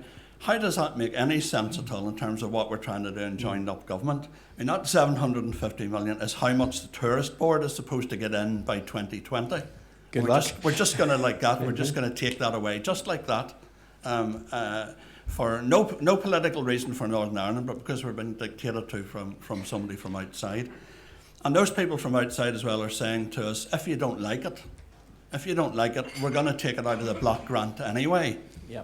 So, you know, what society do we want to live in where we're being dictated to in this sort of way? So you're going to get the money taken out of your society one way or another. And you're just bringing Northern Ireland down, which is the opposite of what PFG and the Programme for Government was all about. So I would challenge politicians to sort of talk to all of us and start a debate with all of us about how do you square that circle. How do you think they should square it? If the money's going to come out if you don't do what you're told? I think there has to be some challenge, I think, to all of this. The money's going to come out if you don't do what you're told. At the end of the day, we're talking about people here. This is what concerns me all the time, that this is all very well, but then when this comes down then to individual people, we know individual people, and we know people already coming into our bureau who are going to lose massively out of this. You know, individual people, disabled people, and so on forth. And I want to know from politicians, is this a sort of society we want to live in? So would you be saying that money has to come out, right? That money has to come out. That's a no-brainer. But it doesn't have to come out of the welfare budget. Exactly. Take it somewhere else. I think where would you take it from? In Northern Ireland, I mean, I think there's a whole range of other areas that I think we take for. I think certainly in the UK, it always worries me in the UK. We never seem to have a debate in the UK about social security or about welfare versus, say, defence spending. We never have that debate. I've never seen that debate happening. It just seems to be an automatic assumption that, yeah, you take it out of welfare, that's okay. But we're not looking at what else could come out of defence or out of other areas. Now, that doesn't affect us. We don't have that responsibility in Northern Ireland. We have no defence. We have no defence in that sense. But, you know, I do think that I think a lot of these things, if we actually started to address some of these issues, you could actually start to repair some of the things in society. And then maybe we wouldn't need so much expenditure on the police and other things. Anybody else put your hand up? We'll come to you with the mics on both sides of the room. We'll get to you, Paddy, over there. I'll come to you first, since I'm near you. I agree with the gentleman who just spoke. Actually, I'm Brigitte from the Labour Party in Northern Ireland, and it is about people. Oh, that is Stand Up for Labour. It is about people, and most people probably here know somebody who's affected by the welfare reform. I mean, I've been unemployed, and when you hear all this about, you know, shirkers and strivers and all that, it's not like this at all. But the problem is that very often, and I mean, I'm getting involved in politics because of it, because I decided, you're not doing this to me, I'm getting involved. But so often, politicians don't talk to you, they talk about you, but they actually never include people. They never ask people on benefits, they never ask people and Social Security, how it affects them, and they never ask how you live with it. So, I mean, that's the point I want to raise.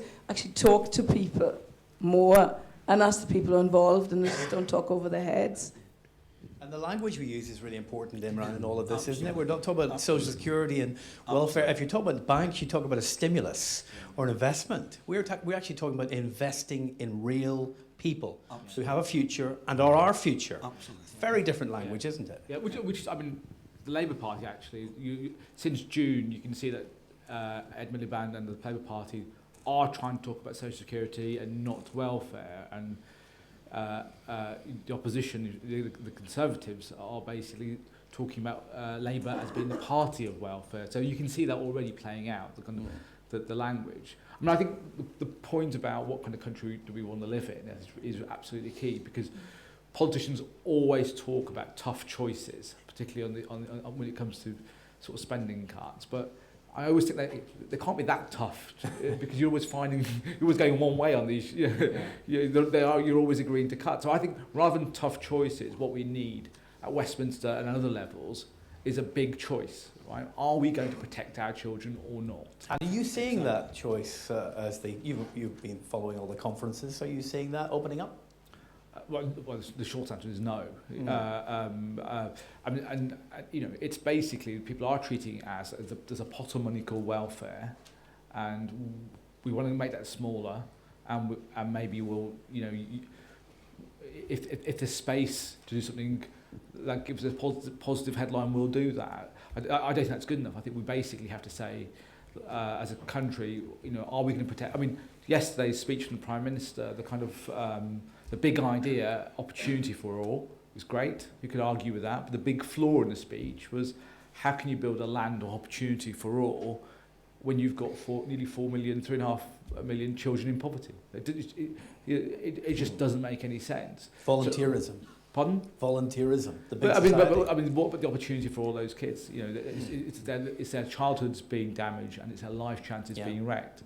And you can do all you like in improving schools, but the evidence is pretty clear that if you're growing up in poverty, even if you go to a good school, you're going to be scarred for the rest of your life. Paddy. Yeah, sorry, is that too loud, is it? Paddy Gray, University of Ulster, and also Chair of Citizens Advice in Derry. To begin with, I probably want to really hit the bedroom tax. I mean, I think it's probably the most ill thought out piece of welfare reform that we've ever had since the welfare state was created.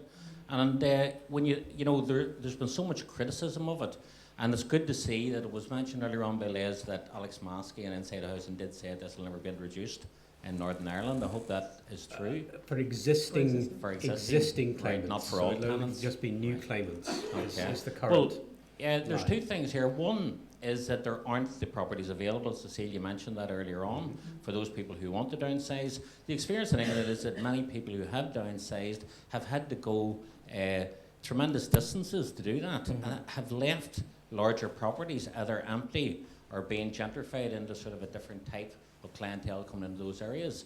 Now, we in the past, through direct rule, have had English legislation imposed on us in Northern Ireland, which really had nothing to do with local circumstances. And I would be worried that this particular bedroom tax, it's the unintended consequences of it, not just the financial implications. I mean, and maybe it's the intended consequences, I don't know, but we have spent years trying to create communities, stable, vibrant communities. We have spent years trying to create support and family networks that can actually assist and help with informal care as well as formal care in those areas.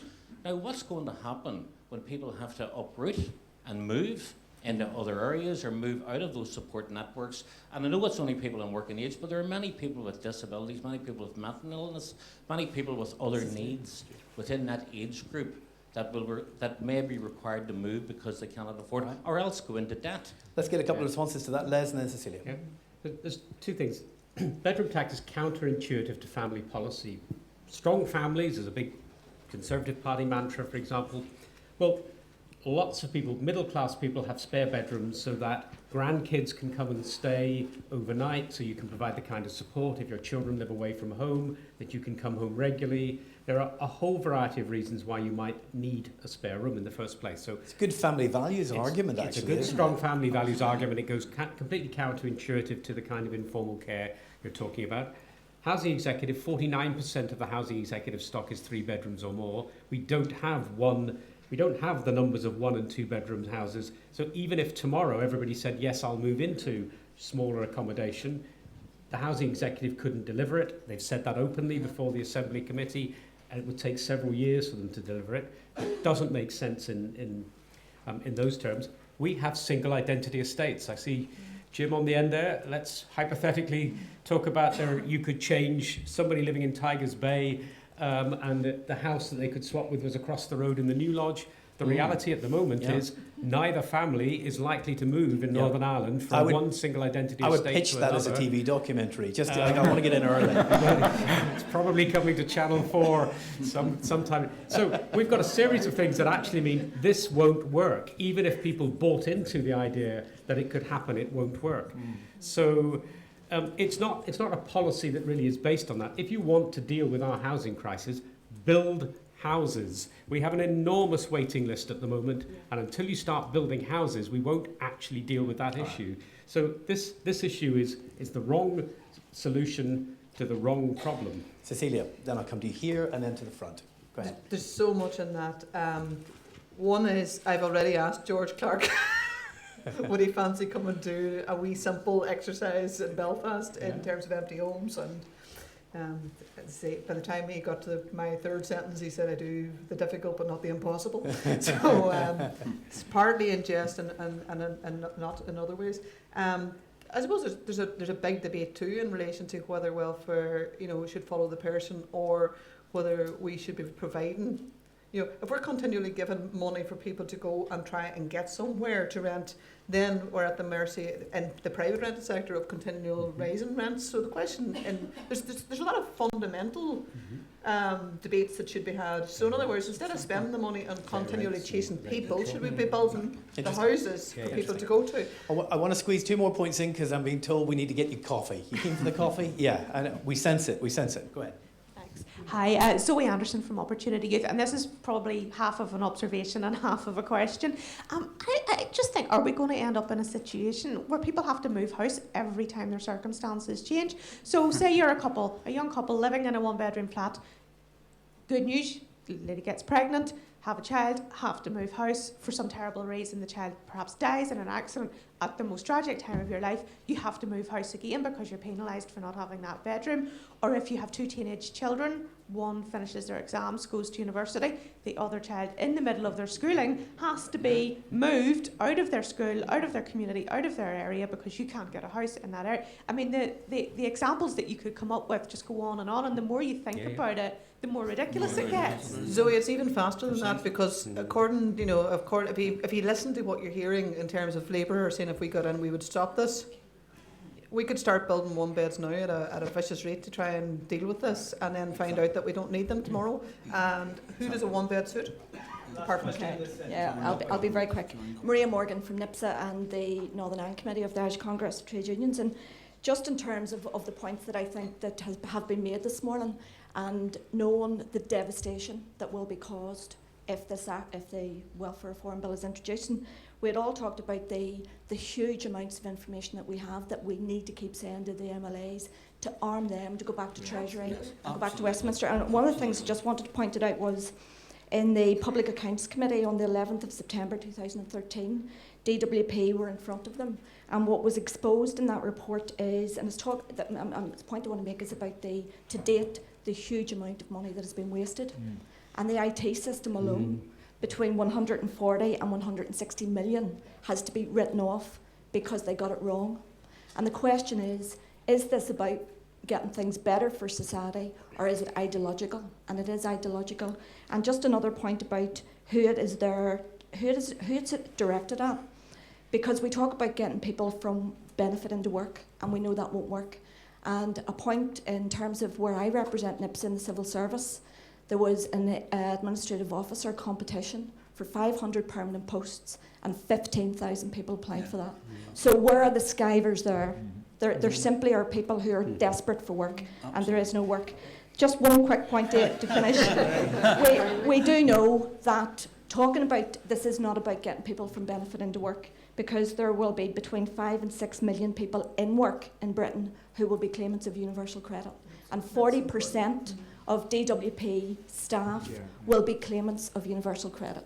So we need to keep feeding this message back to the MLAs that we don't want bad policy and we don't want bad legislation. I think everybody in this room has been a big part in that so far. Sorry. I was going to add you to panel, but thank you very much. That was great. Thank you very much. I want us to start after our coffee break at 12:05. And I know how difficult that will be for you, because it means going out there and coming back in again, but we will start on time. 12:05. Let's thank our panel for this session.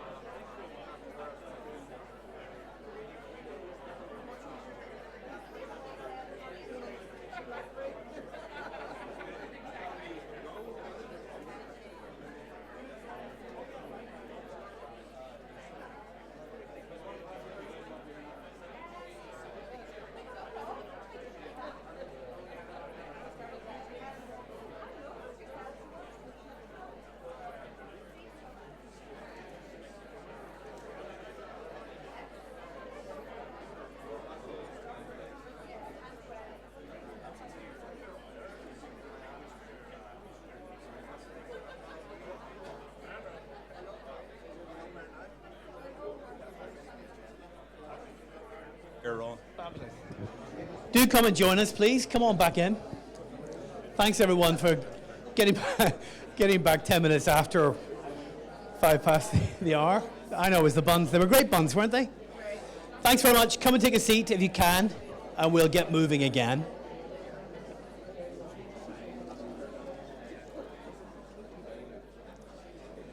If you haven't sent a tweet, now is your chance. Do please send a tweet. I am obsessed with Twitter. How are we doing? Everybody in place? Okay.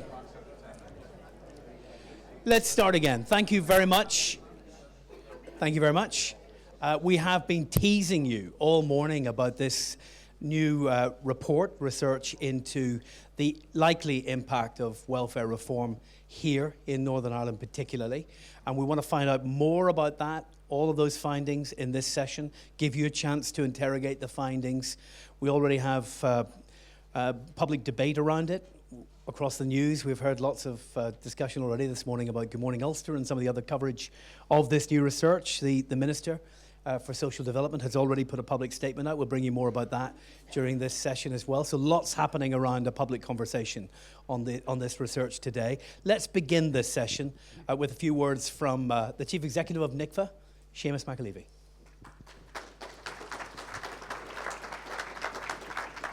Thank you, William, and I just want to take a couple of minutes just to set the context for this report and what it was that we're trying to get at today. And what we were looking for is to see what the likely economic impact was of the welfare reform proposals on Northern Ireland. So this part in this report doesn't look at the rights or wrongs or the up or downside of the actual policy, but then what actually is going to happen, how that is going to impact in Northern Ireland. And from our point of view, that's important. Back in 2008, at the beginning of this recession, NICVA, a new and voluntary and community organisation, started to put a lot of time in to try and understand what was likely to happen here in Northern Ireland based on the recession, the crisis that that was evolving, the massive amount of money that government had to put into bank support, and all of that. We watched the UK Westminster election come up, and we knew instinctively that to pay for all of that intervention, that there was likely to be a big squeeze on public expenditure. We, NICVA, commissioned research from Oxford Economics to look at what the likely impact would be on Northern Ireland's public expenditure block, and we commented on that. And at that time, we were also very conscious that one of the big things coming down the line would be the welfare reform changes. And even back then, a couple of years ago, people were talking about the likely impact is that it would take £500 million of spending out of the Northern Ireland economy. But this report today shows that it's around £750 million. So what we're after in this is, first of all, trying to inform the debate. And we've done quite a bit of research now in NICVA on the economy. We are putting reports out there. And from our point of view, the first thing that we want to do is actually inform the debate. There is no point in people taking ideological positions for or against anything in ignorance. They need to have a look at what the facts are first and then come to conclusions. We saw that to some extent in the corporation tax debate, and we had that in here as well, and the Secretary of State present for that. But I could see people line up, left or right, taking their positions based on, I believe I'm opposed to this or I'm for it. And our view was you've got to look and examine these things and then take your position. So that's what we have been trying to do. Now, on the welfare reform debate, as Les talked about this morning, we have been doing quite a lot on the policy issues. And, we've had the Minister, Nelson McCausland, here to discuss those with him, and we've had Lord Freud over from Westminster to do the same. And we've been talking to them about the issues and bedroom tax and all of that talked about here this morning. But as I said, this bit is the bit we think is outside the control of the Northern Ireland Executive, and what we're looking to now is what's the likely impact going to be and what should we do here to prepare ourselves. So I don't want to take any more time. I'll hand back to William. And I'm really looking forward to the commentary from the authors of the report. We picked them because they did this, they did it with the Financial Times in GB. We saw the work that was done there, and we think it's done without spin, so it's looking at facts rather than, as I said, people's views on these things. Thanks very much. Thanks to Seamus. All right, and Seamus has already done the introduction for me for Steve and Tina. Steve Fothergill is an economist, Professor Steve Fothergill from Sheffield Hallam University, and also Professor Tina Beattie, who's a statistician professionally, isn't that right, from the university as well, so teaming up to drill down into the empirical findings for us. And then afterwards, we'll get a response to what they've done, and we'll have a chance to interrogate it a little bit more. But let's welcome now Steve and Tina.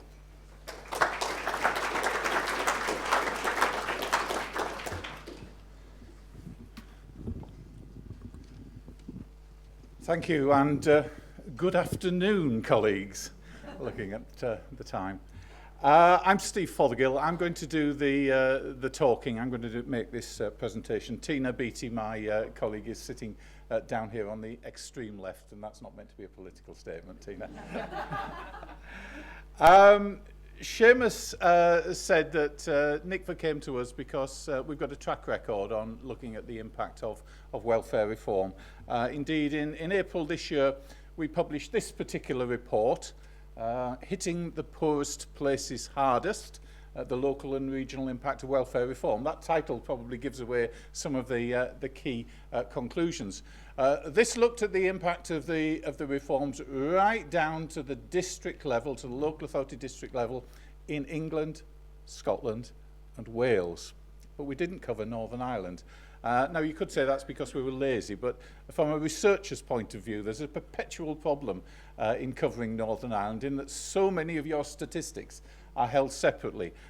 So for expediency, researchers like myself and Tina very often simply think, oh, well, let's just ignore Northern Ireland. But we haven't been able to ignore Northern Ireland because NICVA came to us and said, look, this exercise you've done in England, Scotland and Wales, can you repeat it for Northern Ireland, which is what we've done. And I've got to say, this report, which is on your chair, we've just seen it in its finished form 5 minutes ago ourselves, though, of course, we're familiar with the words inside. Now, in looking at the welfare reforms, I must emphasise that we're not attempting to pass judgment on the reforms. I have my views, Tina has hers, but this is not an exercise in saying whether something is good or bad. It's an attempt to tell it as it is, to trace through from the national level right down to the local level what we believe the impact of the reforms will be when they are fully implemented. Now, which reforms are we talking about? This is a list of the 9 particular reforms that we have covered in this study. There's quite a lot going on. Anybody who skims down that list quickly will say, where's universal credit? More on universal credit in just a moment. But that list of reforms, all of those things are happening pretty much simultaneously now, or will happen shortly in Northern Ireland if your particular legislation is passed. Most of the reforms, the vast majority there on that list, were initiated by the coalition government in Westminster elected in 2010. Though when we come to talk about the incapacity benefit reforms, elements of those reforms were actually initiated by the previous Labour government and are only now beginning to come to fruition. So we've tried to document everything that is happening at the same time around about now, rather than simply the things that were initiated by the present Westminster government. We are, of course, going to have to assume in all of this that the legislation that is in front of the Northern Ireland Assembly is passed pretty much as it stands. I heard this morning that maybe, just maybe, you won't get the full-on version of the bedroom tax. Well, that was news to us, and in the statistics I'm going to present, we're going to assume the full-on version of the bedroom tax is implemented here. But there's quite a lot of this package does not depend on legislation over here in Northern Ireland. In fact, there's quite a lot of this which is being imposed on you already and has been in operation for some while. A lot of the things around tax changes, for example, do not require the say-so of the Northern Ireland Assembly. The Treasury over in London simply gets on with that. So a lot of the changes around tax credits, the 1% uprating, for example, the local housing allowance reforms as well have not required primary legislation over here, and they are getting implemented pretty much now and have been for the last couple of years or so. I suspect most of you will know something of the details of most of the reforms, but I'll just very quickly whip through some slides with the details on there, because I think there are always some people in any given audience who don't really know the full picture of what's going on. So we've got a whole raft of reforms affecting housing benefit in the private sector. That all relates to what's called local housing allowance. Then we have the changes related to housing benefit in the social rented sector. I think you know what that's called, don't you? The bedroom tax. And then there are changes also around non-dependent deductions. This is about how much particularly grown-up children have to contribute to the household costs of their parents if they're still living at home. There have been changes there. Then there's the household benefit cap, £500 a week per household, £26,000 a year. Disability Living Allowance is being replaced, or will be replaced when your legislation is passed, by personal independence payments, which will reduce the numbers in receipt of that particular benefit by changing the medical threshold. There's a whole raft of changes going on around incapacity benefits. The first of 4 of the sub-bullet points on incapacity benefits were actually changes introduced by the last Labour government, some of which are now only coming to fruition. The coalition government's change is the last of those bullet points, which seems like a bit of a technical mouthful when you read it, doesn't it? Time limiting of non-means tested benefit for ESA, that's Employment and Support Allowance claimants, in the work-related activity group. Now, unless you're absolutely steeped in welfare benefits, that is probably a complete gobbledygook. But let me tell you, that is one of the largest single reforms in the entire package. What it means is that if you get through the new medical test, and think, I'm still on that particular benefit, I'm on ESA now instead of IB, you will find that if you are not in the support group, which is the group which the most severely ill and disabled people are placed within, the majority are in the work-related activity group, if you're placed in the work-related activity group, then you will find your entitlement to non-means tested benefit lasts for just 12 months. After 12 months, if you have a partner in work, or perhaps you have some significant pension income because you had to retire early in your early 50s on grounds of ill health, or if you've got significant household savings, your entitlement to ESA, to the new incapacity benefit, will come to an end. And that's one of the very biggest bits of the jigsaw, and one that too often gets overlooked. Changes to child benefit. Everybody's hit a little bit by the freeze. The households with higher earners are hit rather more. Lots of changes to the tax credit regime, and then to cap it all, we had the 1% cap on uprating of the main working age benefits instead of uprating with rising prices. Now, what's not on that list, and why is universal credit not on that list? Universal credit is qualitatively different from the other reforms, even though it's arguably the biggest single reform of all. It's different because essentially it's a repackaging of existing benefits. Some tweaks here, some tweaks there, but essentially the change over to universal credit is not intended to reduce the amount of money in claimants' pockets. And that's quite different and puts it in a different category to all those other reforms that I was talking about a moment ago. In fact, in the short run, universal credit will put a little bit more in people's pockets because the government is having to make transitional financial support available. Some people will win, some people will lose. The intention, of course, is that under universal credit, in all circumstances, individuals and households will be better off in work. One of the big question marks then is whether they can make all of this work, of course. The original timetable always was for the full implementation of universal credit to be well off into the future. It wouldn't affect everybody until 2018.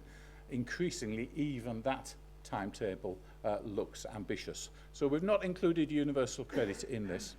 Nor, in the context of Northern Ireland, have we included the regional rate rebate, which I think in England we call council tax benefits. I think you call it regional rate rebate, don't you?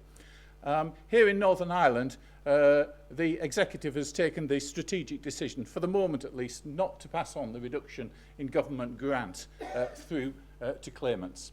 Northern Ireland's not alone in that respect. The Scottish and Welsh governments have also taken that particular decision, and so have one or two local authorities in England. But in most of England, that reduction in financial support council tax benefit has been passed on right through to claimants. There are changes around lone parent benefits as well, which are not in this jigsaw, and we've not included the shift from RPI to CPI uprating, which I think we really ought to be regarded as a more general public sector accounting reform. It affects the pensions, I'm sure, of many people in this room, apart from entitlements to benefits. Still on the boring bits, I'm afraid. This is what we've got to go through before we get to the numbers. It's how did we do this? Everything that we've done is ultimately rooted in the government's own statistics, in the Treasury's estimates of the overall financial savings arising from each element of the reforms. The task that we have faced is to take those national figures and to translate them right down to losses of benefit income at the local, at the district scale across the United Kingdom. The key tools in all of that have been the local statistics on where the benefit claimants are and on how much is spent on benefits, on each of the benefits, right down at the local level. It's a little bit more complex than that. And Tina knows how much more complex than that in reality it is. But that's the principles of the exercise. National statistics married to local figures about where claimants are and where money is presently spent. Still on the boring bits, I'm afraid. You've got to go through this as a researcher. Let me warn you that some of the reforms are targeted, obviously, at households, so it's households as a whole that are affected. That applies, for example, to the housing benefit reforms, whereas others target individuals. Some people and some households are hit by more than one element of the reforms, of course. And we can't, in truth, work that out accurately in terms of how many people are actually hit from several different directions simultaneously. But overwhelmingly, the reforms that we're talking about here in this report impact on the working age population. That's people between the ages of 16 and 64. The Westminster government has designed the reforms to more or less exclude pensioner households. To be a pensioner household and to be hit by the reforms, I think you've got to fall into one of two categories. On the one hand, you've got to be a housing benefit claimant living in the private rented sector, and relatively few people of above state pension age fall into that category. Or you've got to be of state pension age and still have a child who is young enough for you to be claiming child benefits, and relatively few over the age of 65 also fall into that category. Crucially, in all the statistics I'm going to present to you, we're holding everything else constant. So we're not making any assumptions about the impact of the welfare reforms on levels of employment or unemployment in the economy as a whole. I'm sure Conservative ministers in particular would balk at that step in our logic, Because their argument, the argument from Westminster, is, of course, that if you squeeze the benefits paid to working age households and individuals, it makes work look more attractive, and therefore more people will go into work, and therefore, you know, the money that's lost in benefit income is made up by earnings from employment. Now, that's a very, very bold assumption, I've got to say. And by and large, I don't think that assumption holds in some of the weaker local economies up and down Britain, and I would class Northern Ireland as one of the weaker local economies. Because even if someone looked around and saw that their benefits were being reduced and had to think, well, yeah, I'm really going to look for a job now, and actually succeeded in finding a job, the overwhelming likelihood is that they would find a job at the expense of another job seeker, and the unemployment, the worklessness would simply be transferred from one individual to another with no net change in levels of employment or unemployment. Right, that's all the boring bits. Let's get on to the interesting numbers. Sorry, lots of numbers in this. These are our estimates of the overall impact of the welfare reforms on Northern Ireland. Two columns here. The first column shows the amount of money in millions of pounds per year that we expect to be taken out of the Northern Ireland economy by each element of the reforms. The second column averages that financial loss across the entire working age population here in Northern Ireland. That's not just averaging it across those who claim benefits, but averaging it across everybody in that particular age group. So you see in the bottom line, there's that £750 million a year that has been mentioned on several occasions this morning. That equates to £650 for every single person between the ages of 16 and 64 here in Northern Ireland. But I think if you look at the impact of the individual reforms, there are some important lessons here. If you've been following the news reports over the last 6 to 9 months, you could be fooled into believing that the welfare reforms are all about the bedroom tax and the household benefit cap. And I noticed even this morning the bedroom tax has, with some justification, been a prominent issue and a prominent concern. But in the grand picture of things, these are relatively small elements of the jigsaw. The household benefit cap barely applies in Northern Ireland. It'll be hard for some individual households, but in terms of amounts of financial loss, it's modest. The bedroom tax is modest too. It's less indeed than the impact of the housing benefit reforms in the private rented sector. The really big things that impact on Northern Ireland are particularly reforms around the incapacity benefits, tax credits, the 1% uprating, and Disability Living Allowance. The incapacity benefit reforms alone will take more than 10 times as much out of the Northern Ireland economy as the bedroom tax. More than 10 times as much. Let's look at this from another angle. How many households or individuals are affected, and how much are they likely to lose each if they are affected? Now, the child benefit changes affect absolutely everybody who claims child benefit, who receives child benefit. You know, there has been a freeze in the money value of child benefits. Everybody has lost a little bit compared with what they would have got if they had had their child benefit uprated by inflation. That's why there's nearly 250,000 households affected there. But the impacts are relatively modest for most people, a little bit more for the very highest earners. The incapacity benefit reforms and the DLA reforms will involve substantial losses of money for the households that are affected, for the individuals that are affected. And bear in mind too that point that I was making earlier, that some of these reforms impact on the same people and the same households simultaneously. Very often what you will find is that an out-of-work claimant of incapacity benefits will also be receiving a disability living allowance. And in both cases, the group that's arguably most exposed to loss of those benefits are those with the least acute disabilities or ill health. So they're in the firing line on both of those. If they also then live in social housing and their kids have grown up and moved away, then they may well find that they're also exposed to the bedroom tax. So for some households and some individuals, you could be looking at losses of around about £6,000 a year. Who's affected most? I'm not going to go through all of this mechanically.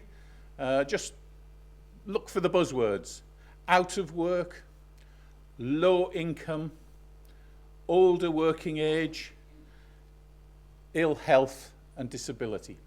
Indeed, if there is one particular group that's most exposed of all to the impact of these reforms, it's probably older working age couples, those over the age of 45 but not yet in receipt of a pension, who have got by combining a number of different benefits. They've claimed incapacity benefits. One of them might have also got DLA. They've been claiming housing benefit. They have had, well, in England and Scotland and Wales, they would have had council tax benefit. Here they get rate relief, though thankfully the rate relief is not going to be fingered. That particular group really is likely to move from a situation where they've been able to muddle through tolerably comfortably. I wouldn't say they've been well off, but they've been able to muddle through adequately. They will find in many cases that they're going to be pushed right down at or close to the poverty level. Let's get down to the local scale now. This is a map of the 26 local government districts in Northern Ireland, mapping the intensity of the financial hit. The intensity of the hit being measured by the average loss per working age adult per year in each of those areas. The dark areas are the places where the hit is largest. The paler areas are those where it's less severe. And just to put some hard numbers on all of that, there you are. There are the figures that underpin that map. Now we're saying on average across Northern Ireland, what was it, £650 a head is the loss? In Derry, £900 a head. Strabane, £870.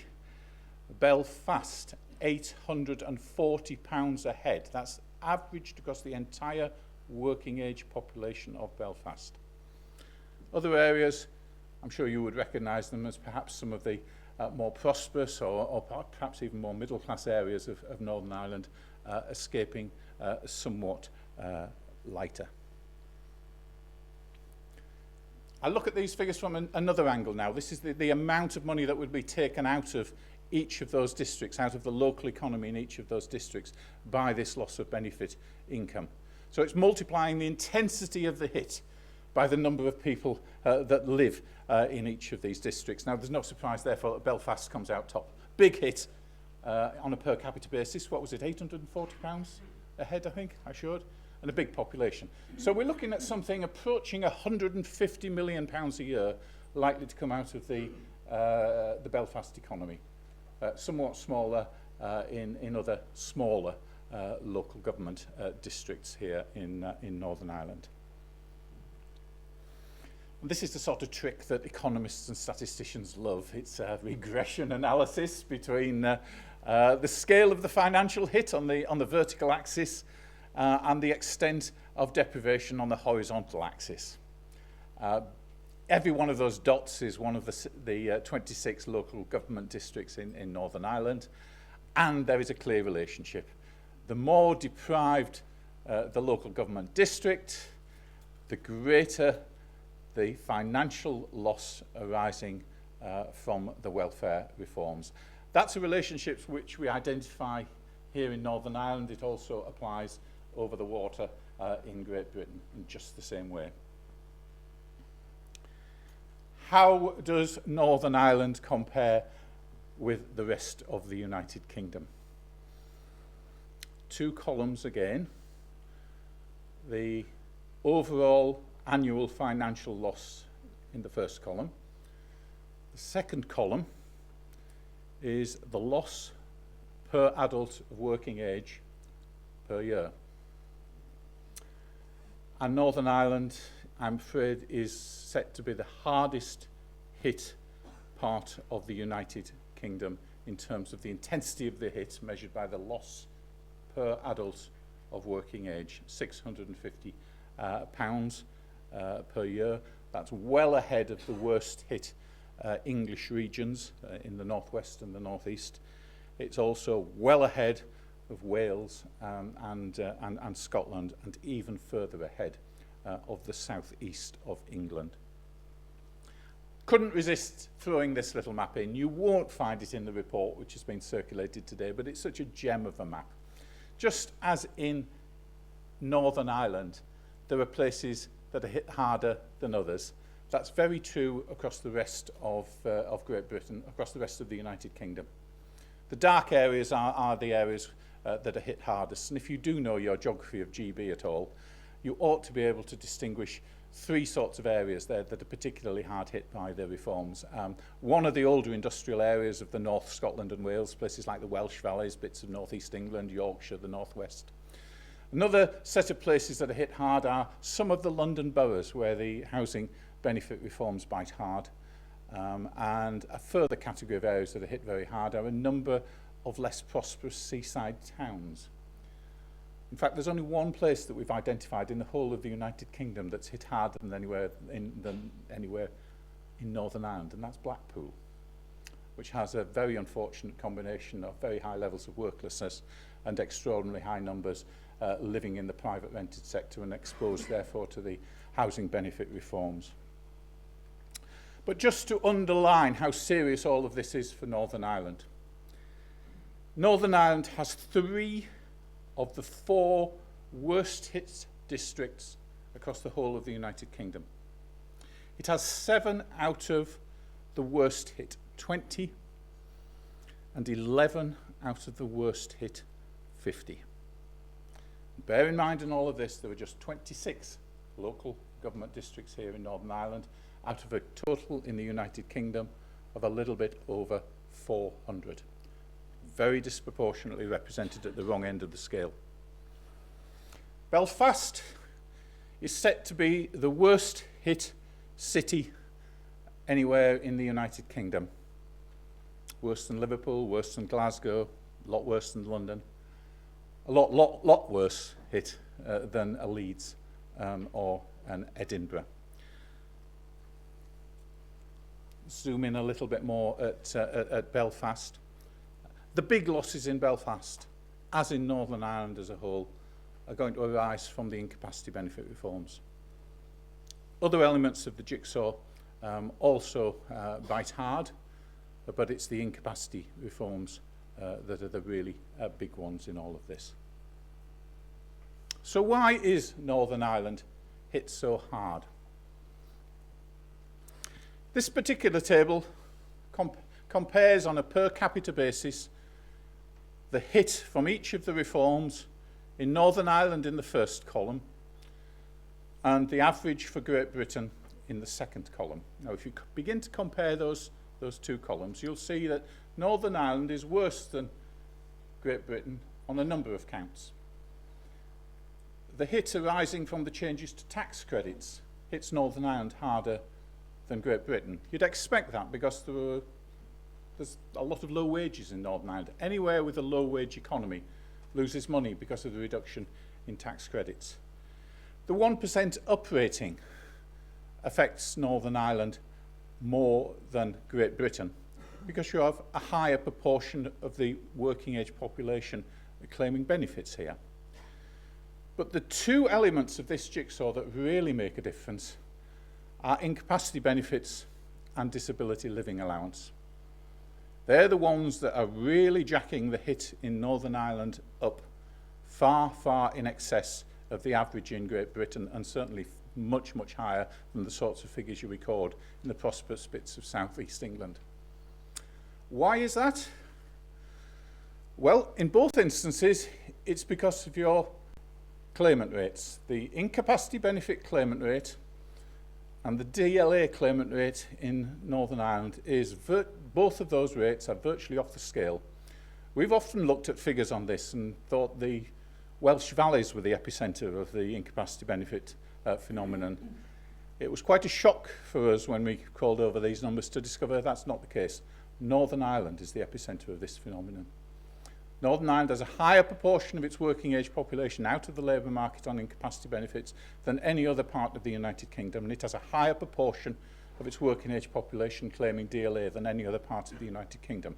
And what that means, in practical terms, is that if the reforms are being targeted hard at those two elements of the benefit system, as indeed they are being targeted, then Northern Ireland is bound to lose substantial funding, and large numbers of people in Northern Ireland will be affected. Quite why Northern Ireland is so high on the IB and DLA claimant rates, we don't know. We do know that generally speaking in the weaker local economies of Britain, like Northern Ireland, you find quite large numbers of people with health problems and disabilities who've become parked outside the labour market on those benefits. So we always expected to find high claimant rates here in Northern Ireland, but the claimant rate in Northern Ireland is even higher than I think we would have expected to find. And that's why Northern Ireland is so exposed. So to conclude all of this, the impacts of welfare reform are substantial, and especially here in Northern Ireland, many of the biggest impacts are still to be felt. That particularly refers to the incapacity and DLA reforms, never mind the bedroom tax. Northern Ireland is hit harder than any other part of the United Kingdom, and Belfast is the hardest hit city in the United Kingdom. And at the root of this very serious and very large impact is the high incapacity and disability claimant rates here in the province. But a key effect of all of the reforms, whether you like them or not, and I suspect most people in the room don't like them, a key effect of the reforms will be to widen the gap in prosperity between Northern Ireland on the one hand and the rest of the United Kingdom. Thank you very much.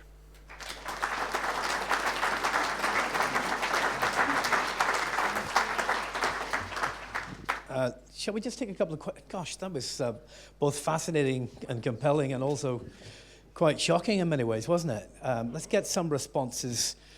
Have a seat, Steve. Come up here, and Tina as well, and we'll get a couple of responses from the audience to that once it sinks down a little bit. Any reactions straight away to what you've just heard? It's been absolutely excellent, I have to say, just to put a figure in this, but my question is just at the end, you kind of posed a question there, Stephen, it was like, do we not talk about the war? I mean, we're a society that's emerging from conflict, so that has to have some impact really on people's health, mental health and physical health here. So, well, one way of looking at this, Steve, and I don't want to get you into the politics of all of this because you know you're an empirical researcher, and Tina, please chip in as well, is that some people say this is a penalty for the war. This is a penalty for the conflict. Well, you know, many people in our society are still living with the consequences of all of that, and this looks like a double hit.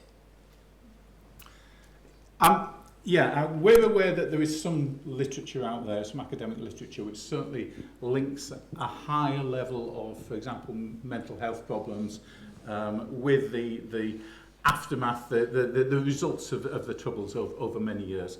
Whether that can genuinely account for the difference between where Northern Ireland actually is and where we think it would have been on these indicators, we genuinely don't know. We've nothing to compare with. It probably is contributing. Yeah. Certainly we would have expected Northern Ireland to be above the national average, because in all weak local economies, you have this process going on whereby we've marginalised people with ill health and disability, and then they've ended up out of the labour market and parked on incapacity benefits rather than parked on job seekers allowance or in work. But that extra twist in Northern Ireland, we don't know. We really don't know. And we, in truth, we haven't actually tried to bottom it. I mean, that was not the purpose of the research. Of course not. Let me put a point to you from the Social Development Minister, Nelson McCausland, who's put a public statement out today following this report.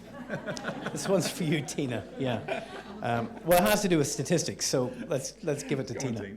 First of all, he welcomes the report in the first sentence. That's good. But then he says, it is important, however, that we do not cause concern amongst benefit claimants by reports suggesting that their benefits are going to be cut. Social security spending in Northern Ireland is projected to increase by £5.5 billion in 2012 to £6.3 billion by 2018, and it is inaccurate to say that social security spending in Northern Ireland is going to be reduced by £750 million. Why? Next sentence. A large element of the £750 million relates to controls in future uplifts of individual benefits. These measures are already in place. The money has never been in the pockets of individual claimants in Northern Ireland. So sort of fantasy figures were being offered here. Tina. No, I will let Steve answer. He will do it far more succinctly than All right. Take a deep breath there, Steve, and give us your response. And remember, you are on camera.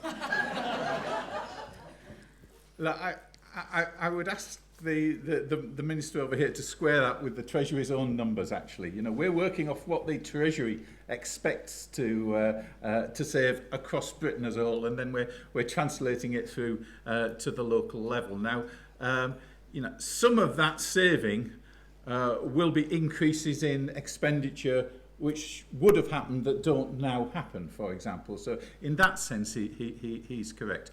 Also, I suspect that he is comparing apples and pears when he's talking about the overall expenditure on social security here in Northern Ireland, because you know, the biggest single element of the welfare budget actually isn't working age welfare, it's payments of state pension.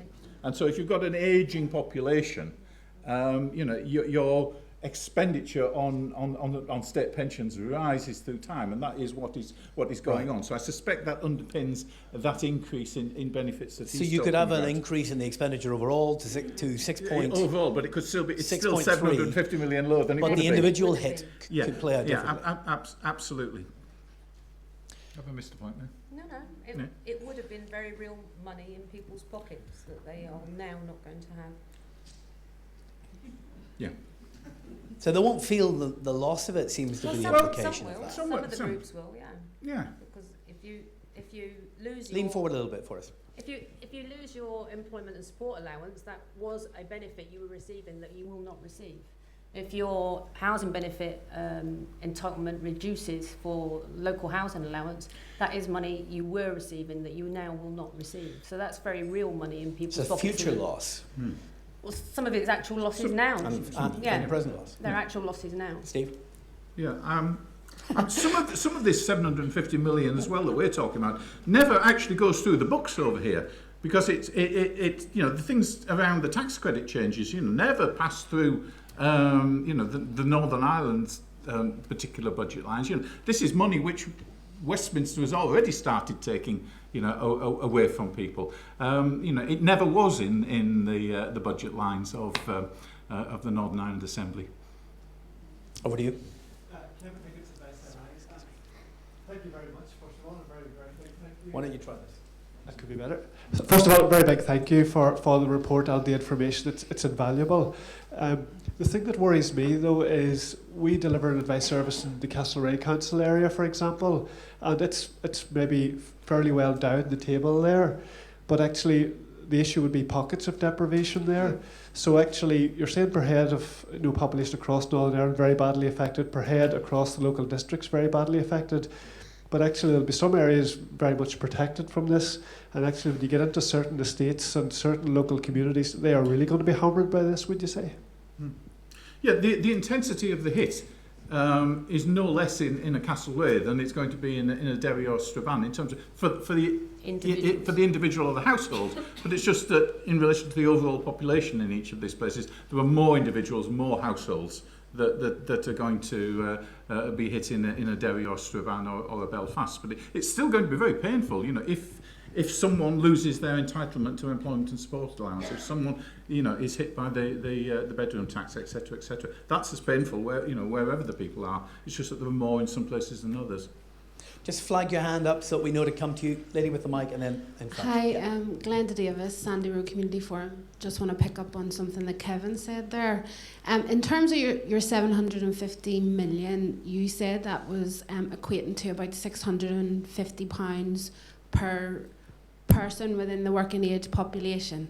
Okay, so I've just basically done a really crude calculation here. You got a back of an envelope now. Yeah. And in terms of the area in which I work, which is the Southwest Neighbourhood Renewal Area in the south side of the city, that's going to equate to like 1.7 million.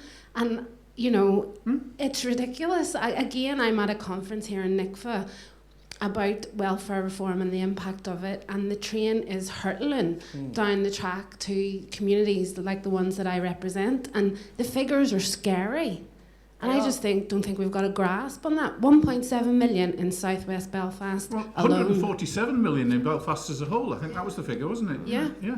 But for a community like, I can't take the hit. Per year as well. This is not sort of a one-off hit. I think it shows Go ahead, Tina. how forward-thinking sort of organisations like NICVA are to commission research that actually puts this evidence out there in a very neutral way, so that people can see it at a local level, that people can suddenly think, well, hang on a sec, what does that mean for us? So that people have got the evidence to be able to question. And of course, people who are putting support services in to help these communities, it's going to, who are also being tightly squeezed, it's going to impact severely. You got the mic? Yeah. Yes, I have, thanks.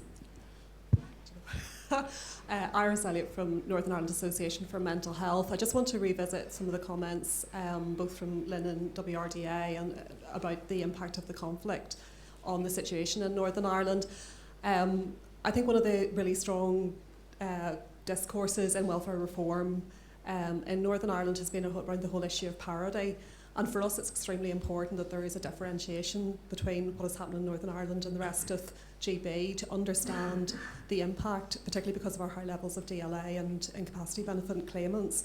And I know you've referenced a couple of academic papers in your report, but our Commission for Victims and Survivors would have done very well respected research saying, you know, 35% of the population PTSD. There's a very clear relationship between the conflict, mental health, and benefit claimant levels. And I think I'm just a bit concerned that that's not really spelt out in this discussion. I think it's really important in terms of policy work that we're doing. Don't worry, we've got lots more time for discussion. Right after this I'll take a few more comments here, and then we're going to get a response from Catherine, and then we'll be back with the panel. We're not letting Steve and Tina go away just too soon, so that you get lots of chances to respond.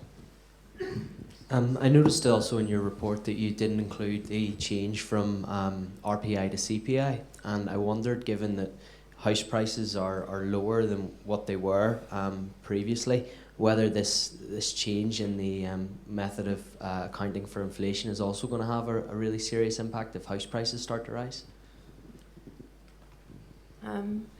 Well, I suppose in terms of the local housing allowance, which is one element that is within the calculations to do with how they set the LHA rates, and the market rents have still been coming down. So in terms of the amount of how they set the rates for local housing allowance, they have been dropping consistently, which are either pegged to the sort of 30th percentile or the CPI rate. And that has still been coming down. So there's a gradual chipping away of the amount of housing benefit you can receive. So the housing market is having an impact in terms of that and in terms of the CPI issues. All right, thank you. Hi, Paul Callahan from CAB. I think the report's absolutely brilliant, and we've done some far smaller scale modelling, and some of what you're saying is coming out and reinforcing some of our own estimates in terms of citizens' advice.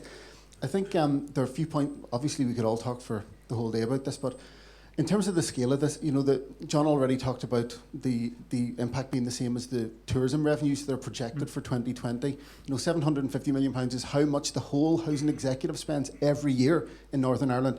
The wider impact that Marie talked about earlier in terms of 1.2 billion, that's actually more than we spend on primary and post-primary education in our society in total. So that's the potential impact that we're talking about. And I'm surprised to hear the Minister sort of dancing on a pinhead over what you might call a cut as opposed to a clawback, because, you know, DSD itself has said that a quarter of people who are on DLA, when the PIP migration happens, will not receive any payment under PIP. And if that's not a cut, I don't really understand what a cut is. No. And maybe the third and final point I would just make is, I think it says something about where we are, where the Chancellor of a major European and global economy in his conference speech 2 years out from a general election, the most talked about point in his speech is focusing on mandatory work, which would affect, like, benefits is less than a quarter, I think, of total UK departmental spending.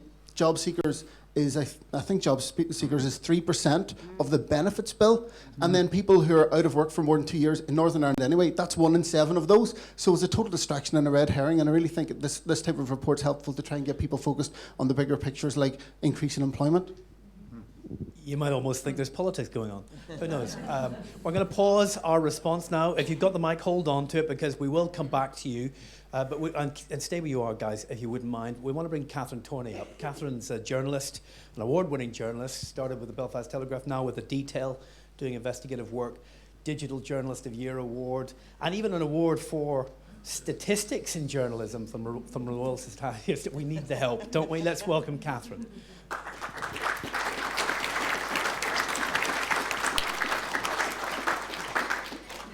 Good luck. Give us a sense of your response and analysis of the data. Let me see if I can get this onto the right thing here. Just click on forward one.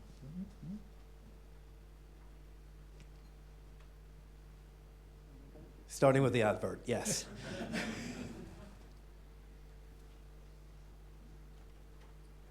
that coming up full screen? Yeah. Good afternoon, everybody. That was a long walk to get over here. So, just in case you missed the award for yes, statistical journalism, well done, Catherine. I'll get to take that off soon.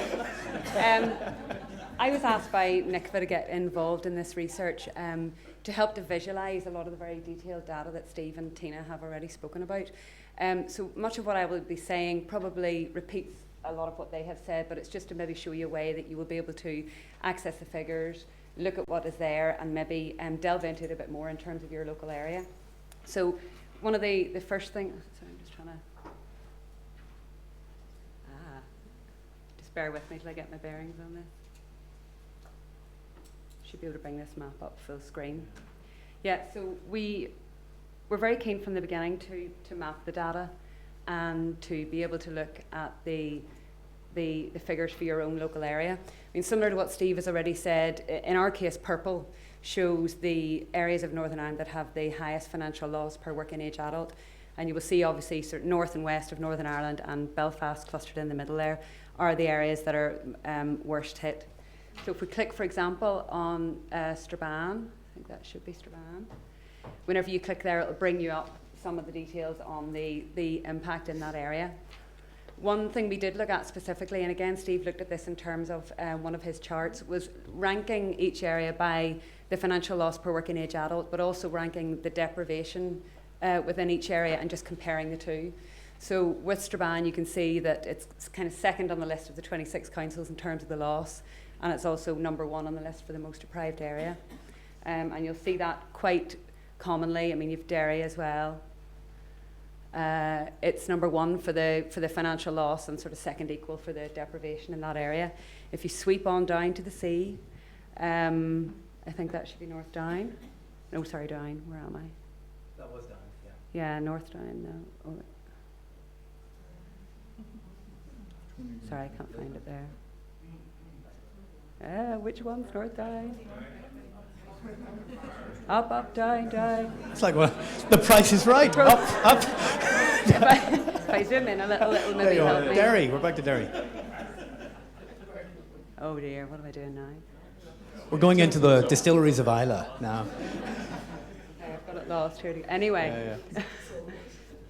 if you look at North Down and if you look at Castlereagh, for example, you see very different example of the figures. Oh dear me. It's a lot easier with your computer right in front of you, isn't it? It is. So I'm just trying to go back to the main story here. So I might be able to get North Down here now. Green.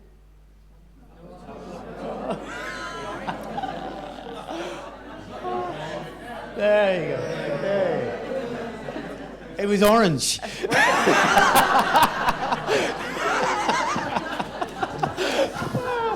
Yes, good colouring there. So you can see in it's that. Good not to be predictable. In that case, it was very bottom of the list in terms of financial loss per working age adult, and it's 23rd equal in terms of the deprivation that there is in that area. I could show you more, but obviously it would take me forever. So we'll leave that. So yes, that's one of the things you can go on and look at the figures in your area and look more. And sorry, what I've included there are the 5 benefit types that had the biggest overall financial hit. I mean, Steve and Tina, they have a breakdown of so many different facts and figures, and there may be certain areas that you're specifically interested in looking at, whether it's in terms of geographical areas or benefit types. So we just limited a bit there so we can give you a bit of a snapshot. You can jump around in the map and see the difference that's there. If we go further down, again, Steve had this table just showing the difference between Northern Ireland and the rest of the UK. There's a comment article from Steve and Tina. I would recommend you read that. It's very good.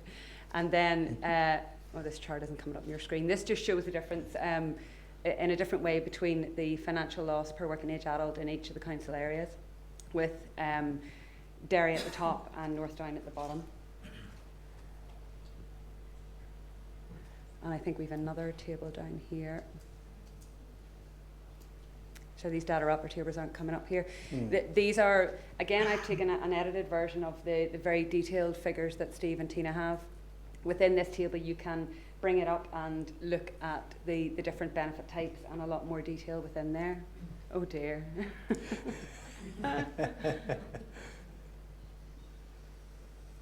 should have practiced this at the break. And at the very bottom, we have Excel spreadsheets. There were meaner photographs. It's a fine beard. It's a fine beard, Steve. We may be able to bring up this Excel spreadsheet here, which will just show you, again, this is from figures that Tina sent over to me, which give the Excel spreadsheets that I'm sure most of you know. You can put on the filters, you can bring highest to lowest in terms of some of the benefit types. So it's just letting you play around a bit with those. All right. For example, see, I'm on a roll now, look at this. Yeah. Largest to smallest. So you can look, for example, at housing benefit, bring up largest to smallest. You can do that right across the board with all the different benefit types. So really it was just to show you what's there, what you can look at. I'm trying to go back to the main web page now.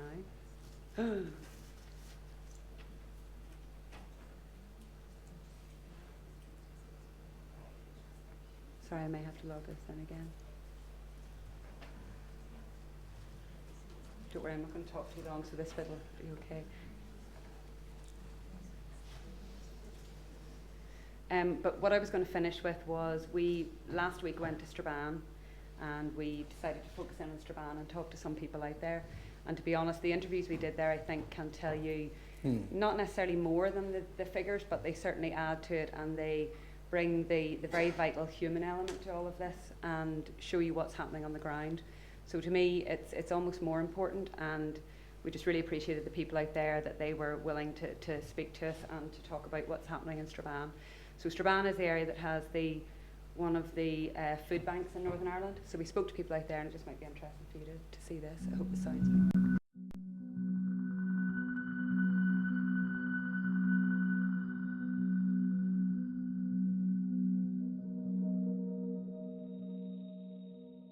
A major new report shows that Northern Ireland is set to be the UK region worst affected by welfare reform, with £750 million a year taken out of the local economy. Research commissioned by NICVA found that Derry, Strabane and Belfast council areas will experience the most severe loss of income. Strabane has long been an unemployment black spot, and last month a food bank opened in the town to help struggling families. They can avail of the food bank 3 times within 6 months. The average food parcel would be for a family of 4. That would consist of cereal, soup, beans, spaghetti, pasta sauces, tea bags, coffee, dried milk. They're quite a good range of the food, and that would be expected to last them for a 3-day emergency. In the 6 weeks we've opened, we have seen people across the board, working families with kids. We have seen pensioners, we have seen single people working, single parents, people on no income, people waiting for benefit changes coming through. And all in all, it has been very busy. To date, we have 108 people that has come through the food bank, 42 of them being children, and the rest being adults, as I say, right across the board. It's just not people on benefits and no income, it's working people, and we do expect it to get a lot busier. Last year, Strabane Citizens Advice Bureau helped over 3,500 clients. Bureau Manager Janine Sayers predicts that demand for advice is going to increase dramatically. We would deal with about 68 issues a working day and around about processing 45 client contacts a day. Within that, we have a range of different clients. We've got young people, elderly people, we've got those who are working, those who are out of work, job seekers, the people with disabilities, mental health, physical health, and lone parents, two family parents, just a range of carers as well. But across that board, there seems to be a recurring trend that regardless of people's circumstances, they are struggling financially in the local area. It could be that they can pay a bill that was unable to be paid, which was going to lead them further and further into more debt. It probably gives them a purpose to get up the next day, that they have food to cook for themselves and their children. Maybe it gives them a little bit more hope that there is help out there and they can be signposted to the right help. A lot of people would suffer obviously with depression and pride, and maybe that just gives them a lift to know that there is hope there and there is something to look forward to. It causes a lot of stress and anxiety on the family circle. You would find a lot of maybe relationship breakdowns. You're coming across the relationship with mental health problems and maybe a relationship as well with alcohol dependency or drug dependency. And that then has an evolving circle as well, maybe the ability to get back into work again and get back integrated. So it's nearly a vicious cycle for a lot of clients. Are you particularly concerned that Strabane is going to be one of the worst hit areas in Northern Ireland? Yes, I think from the recent measures it has identified that Strabane will be one of the worst hit. You know, we're already known as a high unemployment and a black spot area, and it's really disheartening for our clients to know that that's not going to change. And with the news of that, you're finding people maybe are encouraging their children to go and move away, live in different cities and things like that. So it's not going to, the economy doesn't seem to be going to improve in the next couple of years, and it's really disheartening for the local residents.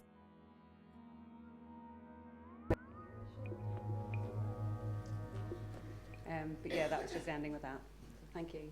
Thank you.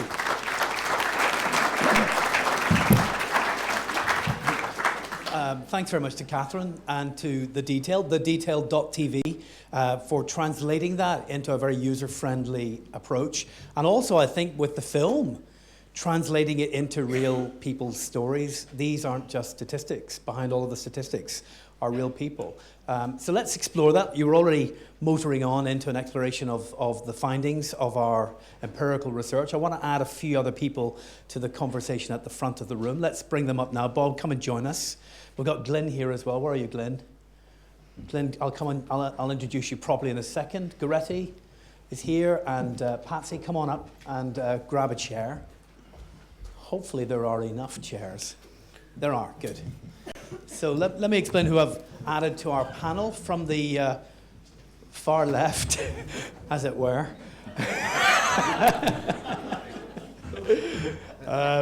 Patsy McGlone, MLA, who is, of course, on the DETI committee. Thanks for joining us. He left the committee meeting earlier today just to get here for this. We're really grateful.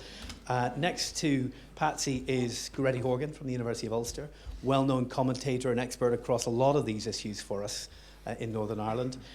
We also have, jumping to the other side of our presenters, we have Bob Strong from Advice NI, here also representing the Northern Ireland Advice Services Consortium, and Glyn Roberts, you'll know as well, from the Northern Ireland Independent Retail Trade Association. Welcome our expert guests to the panel. All right. So I have to start with you, Patsy, don't I? Because we've got a ministerial statement here from Nelson McCausland, yes, challenging some of the figures. What's your response to what he said? My response relates back to the experience in my constituency office. And we do quite a bit of advocacy work on C. Marie here today, and we work with the local advice providers. Principally at the moment, the big thrust that is really at the point of diverting a lot of our time, rightly so, is the transition or migration, as it's been referred to, from incapacity benefit over to ESA. The experience is, there's a couple or three experiences.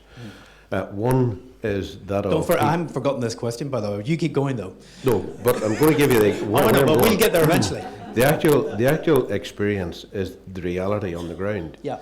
Where people who previously might have been getting over 100 quid are being whacked off if they're not successful at their appeal, and it's down to 70 quid or so of GSA. Now, if anybody's trying to tell me that that's more, in the sort of world that I live in, that's less. And for the Minister to try and use, now this isn't a political point, this is reality, for the Minister to try and use smoke and mirrors to say, you're really going to get more, don't worry, whenever the reality on the ground is quite the opposite. Now, there is another aspect of this too, and I have to get this off my chest, is we have people employed by ATOS, many of whom, and no disrespect to them, are nurses, who are assessing people with complex medical conditions and cutting them off, including in some instances people with depression or other complex medical problems and difficulties that they have. And that's wrong too. It may be adequate in some cases, but it's very wrong in others. The consequence of that is we're back to an appeal, which shouldn't be taking place in the first case, and when you have people who are doctors and others there who see the situation, and people often with medical conditions such as depression and the likes, who are stressed out at the very thought of that appeal, and usually we're successful at appeal. A lot of time, a lot of effort, and a lot of money wasted arriving at the point where the person shouldn't have been in the first place. We've had some conversation, I'll bring the others in a second, but had some conversation about how much of this welfare bill will actually make it into the legislation. What's your sense of that? I don't know, but I get the impression, the feel around the place, that we're going to have some tweaking around the likes of housing benefit and the likes of entitlement to that. That's the feel. Now, there's no basis for that other than what I'm picking up around the Assembly. The Alex and speaking Maskey to comment people. that's been Yes. referred to. Yes. Now, the other stuff, such as the personal independence payments, the likes of the move over to DLA, from DLA to that, I really don't think there's going to be a major effect there. Now, there is one thing, I'm just maybe make reference to it, and I read your report last night, and thank you for it, is the consequential of someone being, say for example, cut off ESA and maybe entitled to a premium of income support, if you could call it that, or someone who's getting DLA at the middle or high rate care and qualifying for the severe disability premium. Those sorts of consequentials of the filter through of what we loosely call the welfare reform are also factors that will have a major bearing on the income that people get and also their lives. And as Glyn's here, and I've had this conversation with him, on the local economy in the smaller retail sector where money's been spent. Well, Glyn, say a word about that. This is a lot of money, many millions of pounds out of the economy. There will be a knock-on impact, won't there? Absolutely. I mean, I don't think anybody is opposed to the sensible reform of welfare, providing that in one sense it's fair to claimants but also fair to the taxpayer. My worry is that 750 million is a lot of spending. We already have 1 in 4 shops vacant in Northern Ireland. That's not just the worst in the UK, it's twice the UK national average for shop vacancies. In many areas, not very far from this building, the only private sector activity is actually small retailers. And whilst nobody thinks for 1 minute that an economy built on benefits in terms of driving those businesses is in any way something that we want to maintain, we have to gradually change that. It's still going to be, in the short term, a big loss. And my worry is that this, for many of those struggling retailers, could be the straw that breaks the camel's back. I think if we want to address the issue of welfare reform, it has to go hand in hand with building our private sector out, ensuring that for those people there are real jobs out there. And that's looking to the investment conference that's going to be taking place next week. It's about building our indigenous business base as well.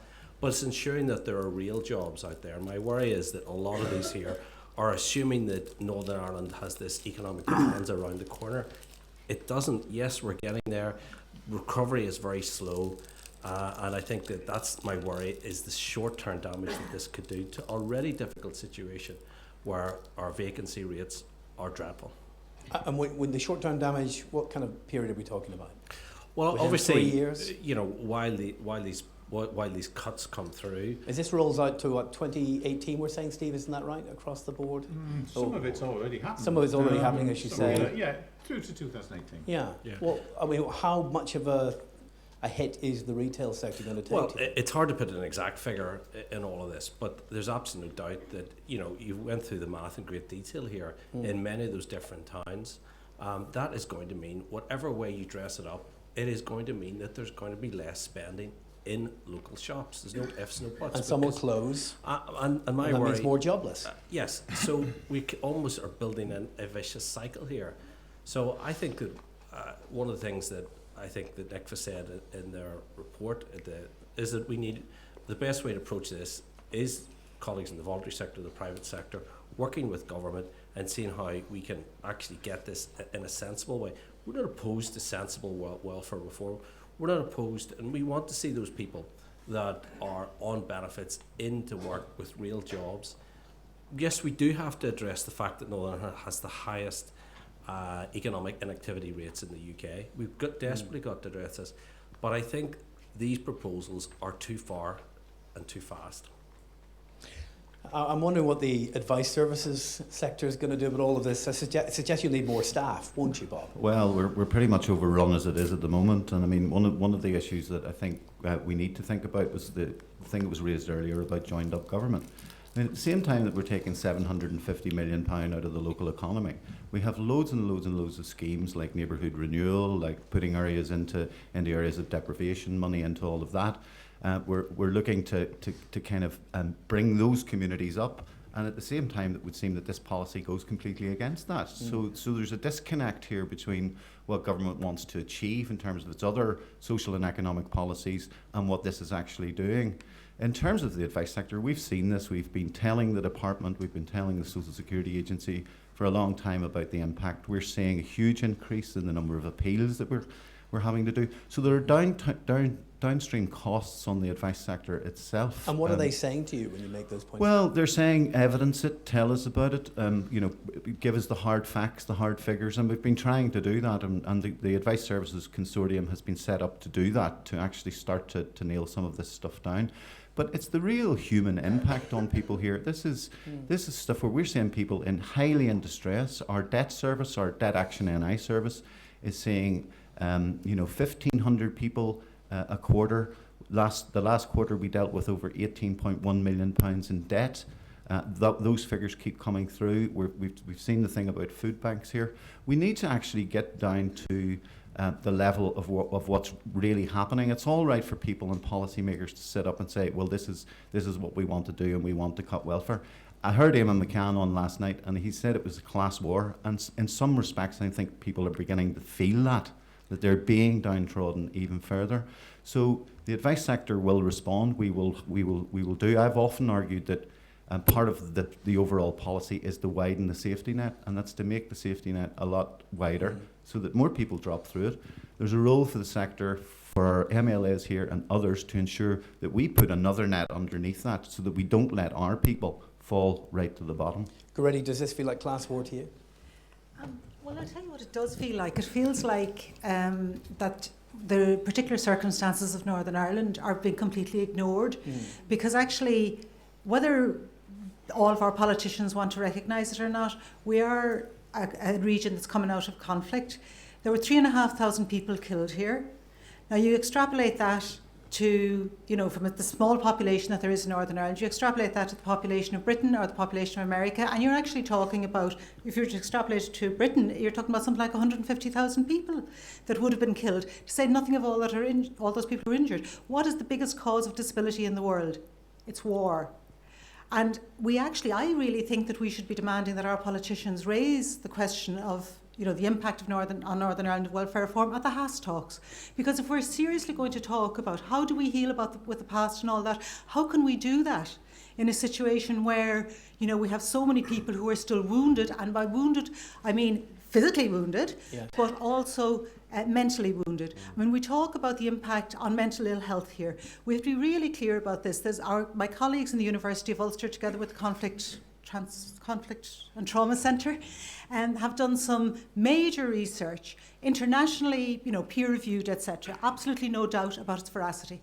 And they have found that the level of PTSD among people in Northern Ireland, and some of this is clearly related to inequality, and we can talk about that, about why that would be, but that the level of PTSD is such that all of our other mental health is exacerbated, so that people who might have a depressive episode were they in England will actually end up having a major depressive disorder because of the PTSD. Yeah.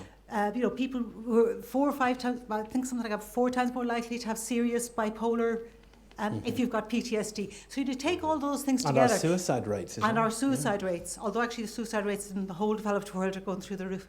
So, but what I'm saying is that there are particular circumstances for Northern Ireland to do with our past.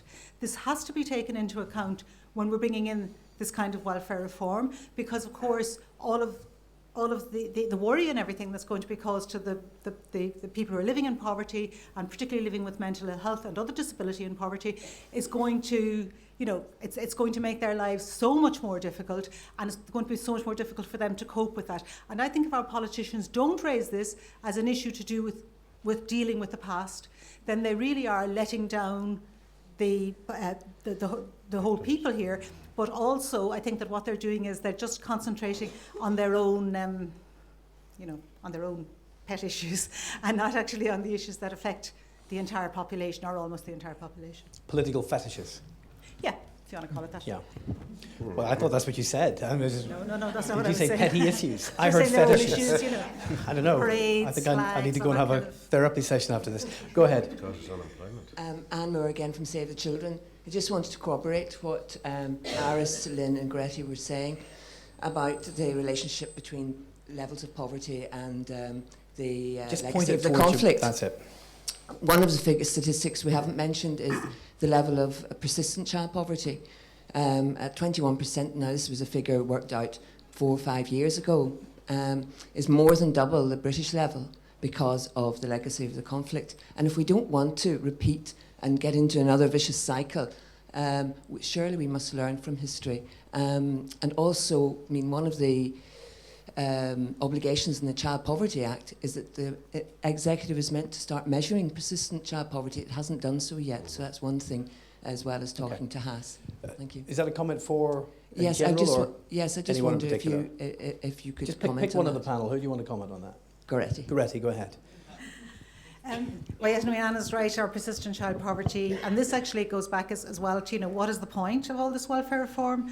It's about making work pay. Clearly, work doesn't generally pay in Northern Ireland for the vast majority of people who are at the bottom of society.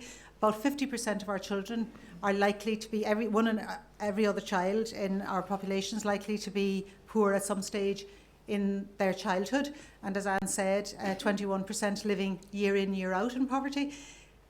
That's going to get worse with all of this, because of course we know that particularly in families where there's disability, that actually DLA, and we know this from all kinds of research that's been done, including by NICVA, that the DLA is often used not to meet the additional cost of disability, which is why people get it, but actually to feed the family, to heat the house, and to provide just the basic essentials. So things will get very much worse. And in fact, one of the things that really worries me about the Minister's response, and I'm going to be a bit political about this, is that they've given the exact same response to this report as they gave to the Commissioner for Children and Young People's report on the impact of welfare reform on children, which is to throw muck at it, to say, no, these figures don't add up. And then when actually it comes out, the detailed figures comes out, it turns out that actually, of course, the figures are right.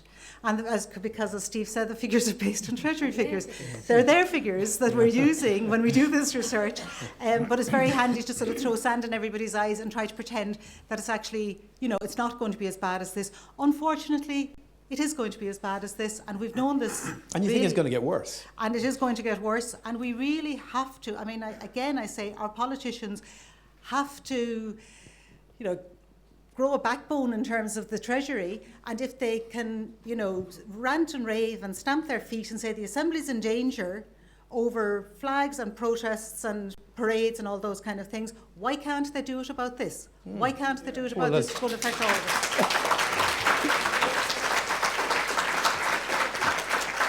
Don't look at me, Patsy. You're the politician in the panel. Go on. Why can't you do something about this? We've seen. This is a political answer right now. I think we've probably seen too much stomping about flags and stuff on the streets. And I was at an event last night, it's the hospitality sector, and they're saying we can't have another year like that, which is feeding into the unemployment. and bad message from this place. So we can cover to Westminster and stomp all we like about flags and about the past and about parades. You know what Westminster will say? Your problem, sort it out. You're big boys now. We've sent in Mr. Haas to try and get you to wise up there. That's seriously it on that front. On the other front... That doesn't suggest much hope then, does it? On the other front, no, seriously, you saw the Secretary of State at the party conference, and she was saying, crowd of idiots there over wrapping flags around them. It doesn't matter what flag it is, to be honest with you, from my point of view. Wrapping flags around you and determine yourself to be British. Wise up. Devolution, they saw, was that exactly that. And as the cards fell, we got a Tory and a later shade of Tory coalition, if it even is a coalition now. And they're determined of thrusting this right through. And the type of dogma that they have isn't particularly concerned about levels of disability or levels of income support or levels of incapacity benefit. It is just, as they see it, to balance the book for the excesses of their banking friends. But what would you do if you had the power to do anything? If the Treasury is saying you must lose 750 million from your overall budget, what would you do? What would the SDLP do? Well, what we did do in the Assembly was try and bring in a petition of concern that is often done about daft things, such as flags and the likes of that in the Assembly, to stop the welfare reform. Stop it dead in its track. Nobody else showed any of the cojones at all to back that. Nobody. We also proposed that a specialist committee at Stormont would go through this lane by lane by lane. Now, that was rejected on that as the fallback position in the Assembly as well. And I have to share this with you. Next morning, I was coming in the Assembly and one of the guys who voted against that proposal said to me, "Patsy, what was that about?" I said, and I explained to him, he says, "That's a very good idea." And I said, "But you voted against it yesterday." But he said, "Our whip just told us to vote against it." Now, unless we arrive at the point of actually seeing that we're dealing with people's lives, rather than having political charades and silly stuff, and silly debates up round there, I can't for the life of me understand that these people aren't getting the exact same people into their constituency offices as I'm getting in. Yeah. And if that's not registering right through to the human psyche, whatever about the political psyche, there's something wrong with our political makeup here. Jim, you've got the microphone. Jim Dury, North Belfast. Probably because I'm from North Belfast. I was in pretty good form this morning, but not so much depressed, but probably angry. Which is worrying because you're dressed like Tony Soprano. Yeah. Yes, you already pointed out. Well, you see, we have to do something to earn money, in the social economy. And Tony was quite good at it. That's where we'll end up, Jim. Probably following Patsy's point, I was just wanting to ask, what can we do? We've seen all this frightening, scenario, what's going to happen, statistics, what can we actually do to negate this and make sure that vulnerable people don't suffer? Because by the looks of this thing, it's going to be horrendous. And in regards to child poverty, one of the things which probably surprising looking at me, one of the things I think we could do about child poverty is promote more quality, accessible, affordable childcare. I think that's one of the things that has been a proven thing that fights against child poverty. It creates a virtuous circle. So I'd like to see what people would think. What do we do? What are we going to do we walk out of here today and go back to whatever we do and all that? What are we going to do about this? Can you do anything, Patsy? It's just going to be imposed, isn't it? Can I just make an observation? It appears that many individual elected representatives get it about the individual coming into their office with a constituency problem. But the wider policy implications maybe aren't as well understood. Now, one of the most effective lobby groups that I have ever seen at Stormont wasn't the ones that were paying thousands of bucks to get access to ministers and to MLAs and the likes. It was the usually mums who had autistic children. And what they did was they picked off MLA by MLA by MLA, went into their offices, talked to them, spoke to them and lobbied them and made them more aware of to what the issues are. unfortunately, quite often the likes of this issue is left to a number of MLAs who might have a bit of experience and a bit of background in it. But I have to say, there's work to be done in informing the rest of them. So my advice would be is, pick your time off. In some areas there's a wee bit of competition between the voluntary sector and elected representatives. That goes on. Pick time, get out there, have a word with them, bend their ears. Greta, quick word from you on this. Yeah, okay, no, it's just about what can we do, you know, because everybody seems to sort of say, oh, there's just nothing we can do. For the last number of years, the Treasury has been saying to our Assembly that if they want devolution of a corporation tax, that it's likely to cost £300 or £400 million. The major political parties had no problems at all in saying, okay, we will take that hit. I'm just saying, why can't they do the same? Why can't they think about taking the same kind of hit to protect the poorest people from the worst aspects of this welfare reform? I mean, maybe they can't, you know, maybe they're not going to be able to overthrow the whole thing because the Treasury will really, you know, we're talking about billions, but at least for the worst bits of it, to ensure, for example, that the people with the worst mental ill health, the people with the highest levels of disability, the most vulnerable people, that they are actually protected, and let the block grant take the hit for that, and, like, you know, grow the backbone, a less sexist way of saying cojones. What is Spanish for backbone? William, can I just make one wee slight comment on that, just in terms of, you know, what we need to do briefly? I mean, we need to have a proper engagement as a society with our politicians on this, and we need to really engage with this bill when it's going through, and we need to put things in like a statutory right to advice for people, you know, proper benefit assessments, looking at people's needs in total. And knowing how the media past is, rather than politicians being able to go and make a special case around this issue because of the 40 years given the fact, you know, the report says it can't all the troubles. Well, you know, if people are not voting or if they're not considered a significant voting bloc. One point I think I want to make, and I welcome the panel's input on this, I think we need to be starting to devise a pre-welfare reform bill and post-welfare reform bill strategy. And one of the concerns I have at the moment, but not much of the latter. And what I mean by that is, and it's not about giving up, we'll get a bill that's currently on the table, and that's really important. But there's not much being work. I don't get any sense there's any work being done about, well, what comes after the bill. And we know how we're all on the edge of the precipice of a deal, and a deal will eventually be done. And it's probably going to happen in the next 3 years. Some money into a variety of different things in the local economy.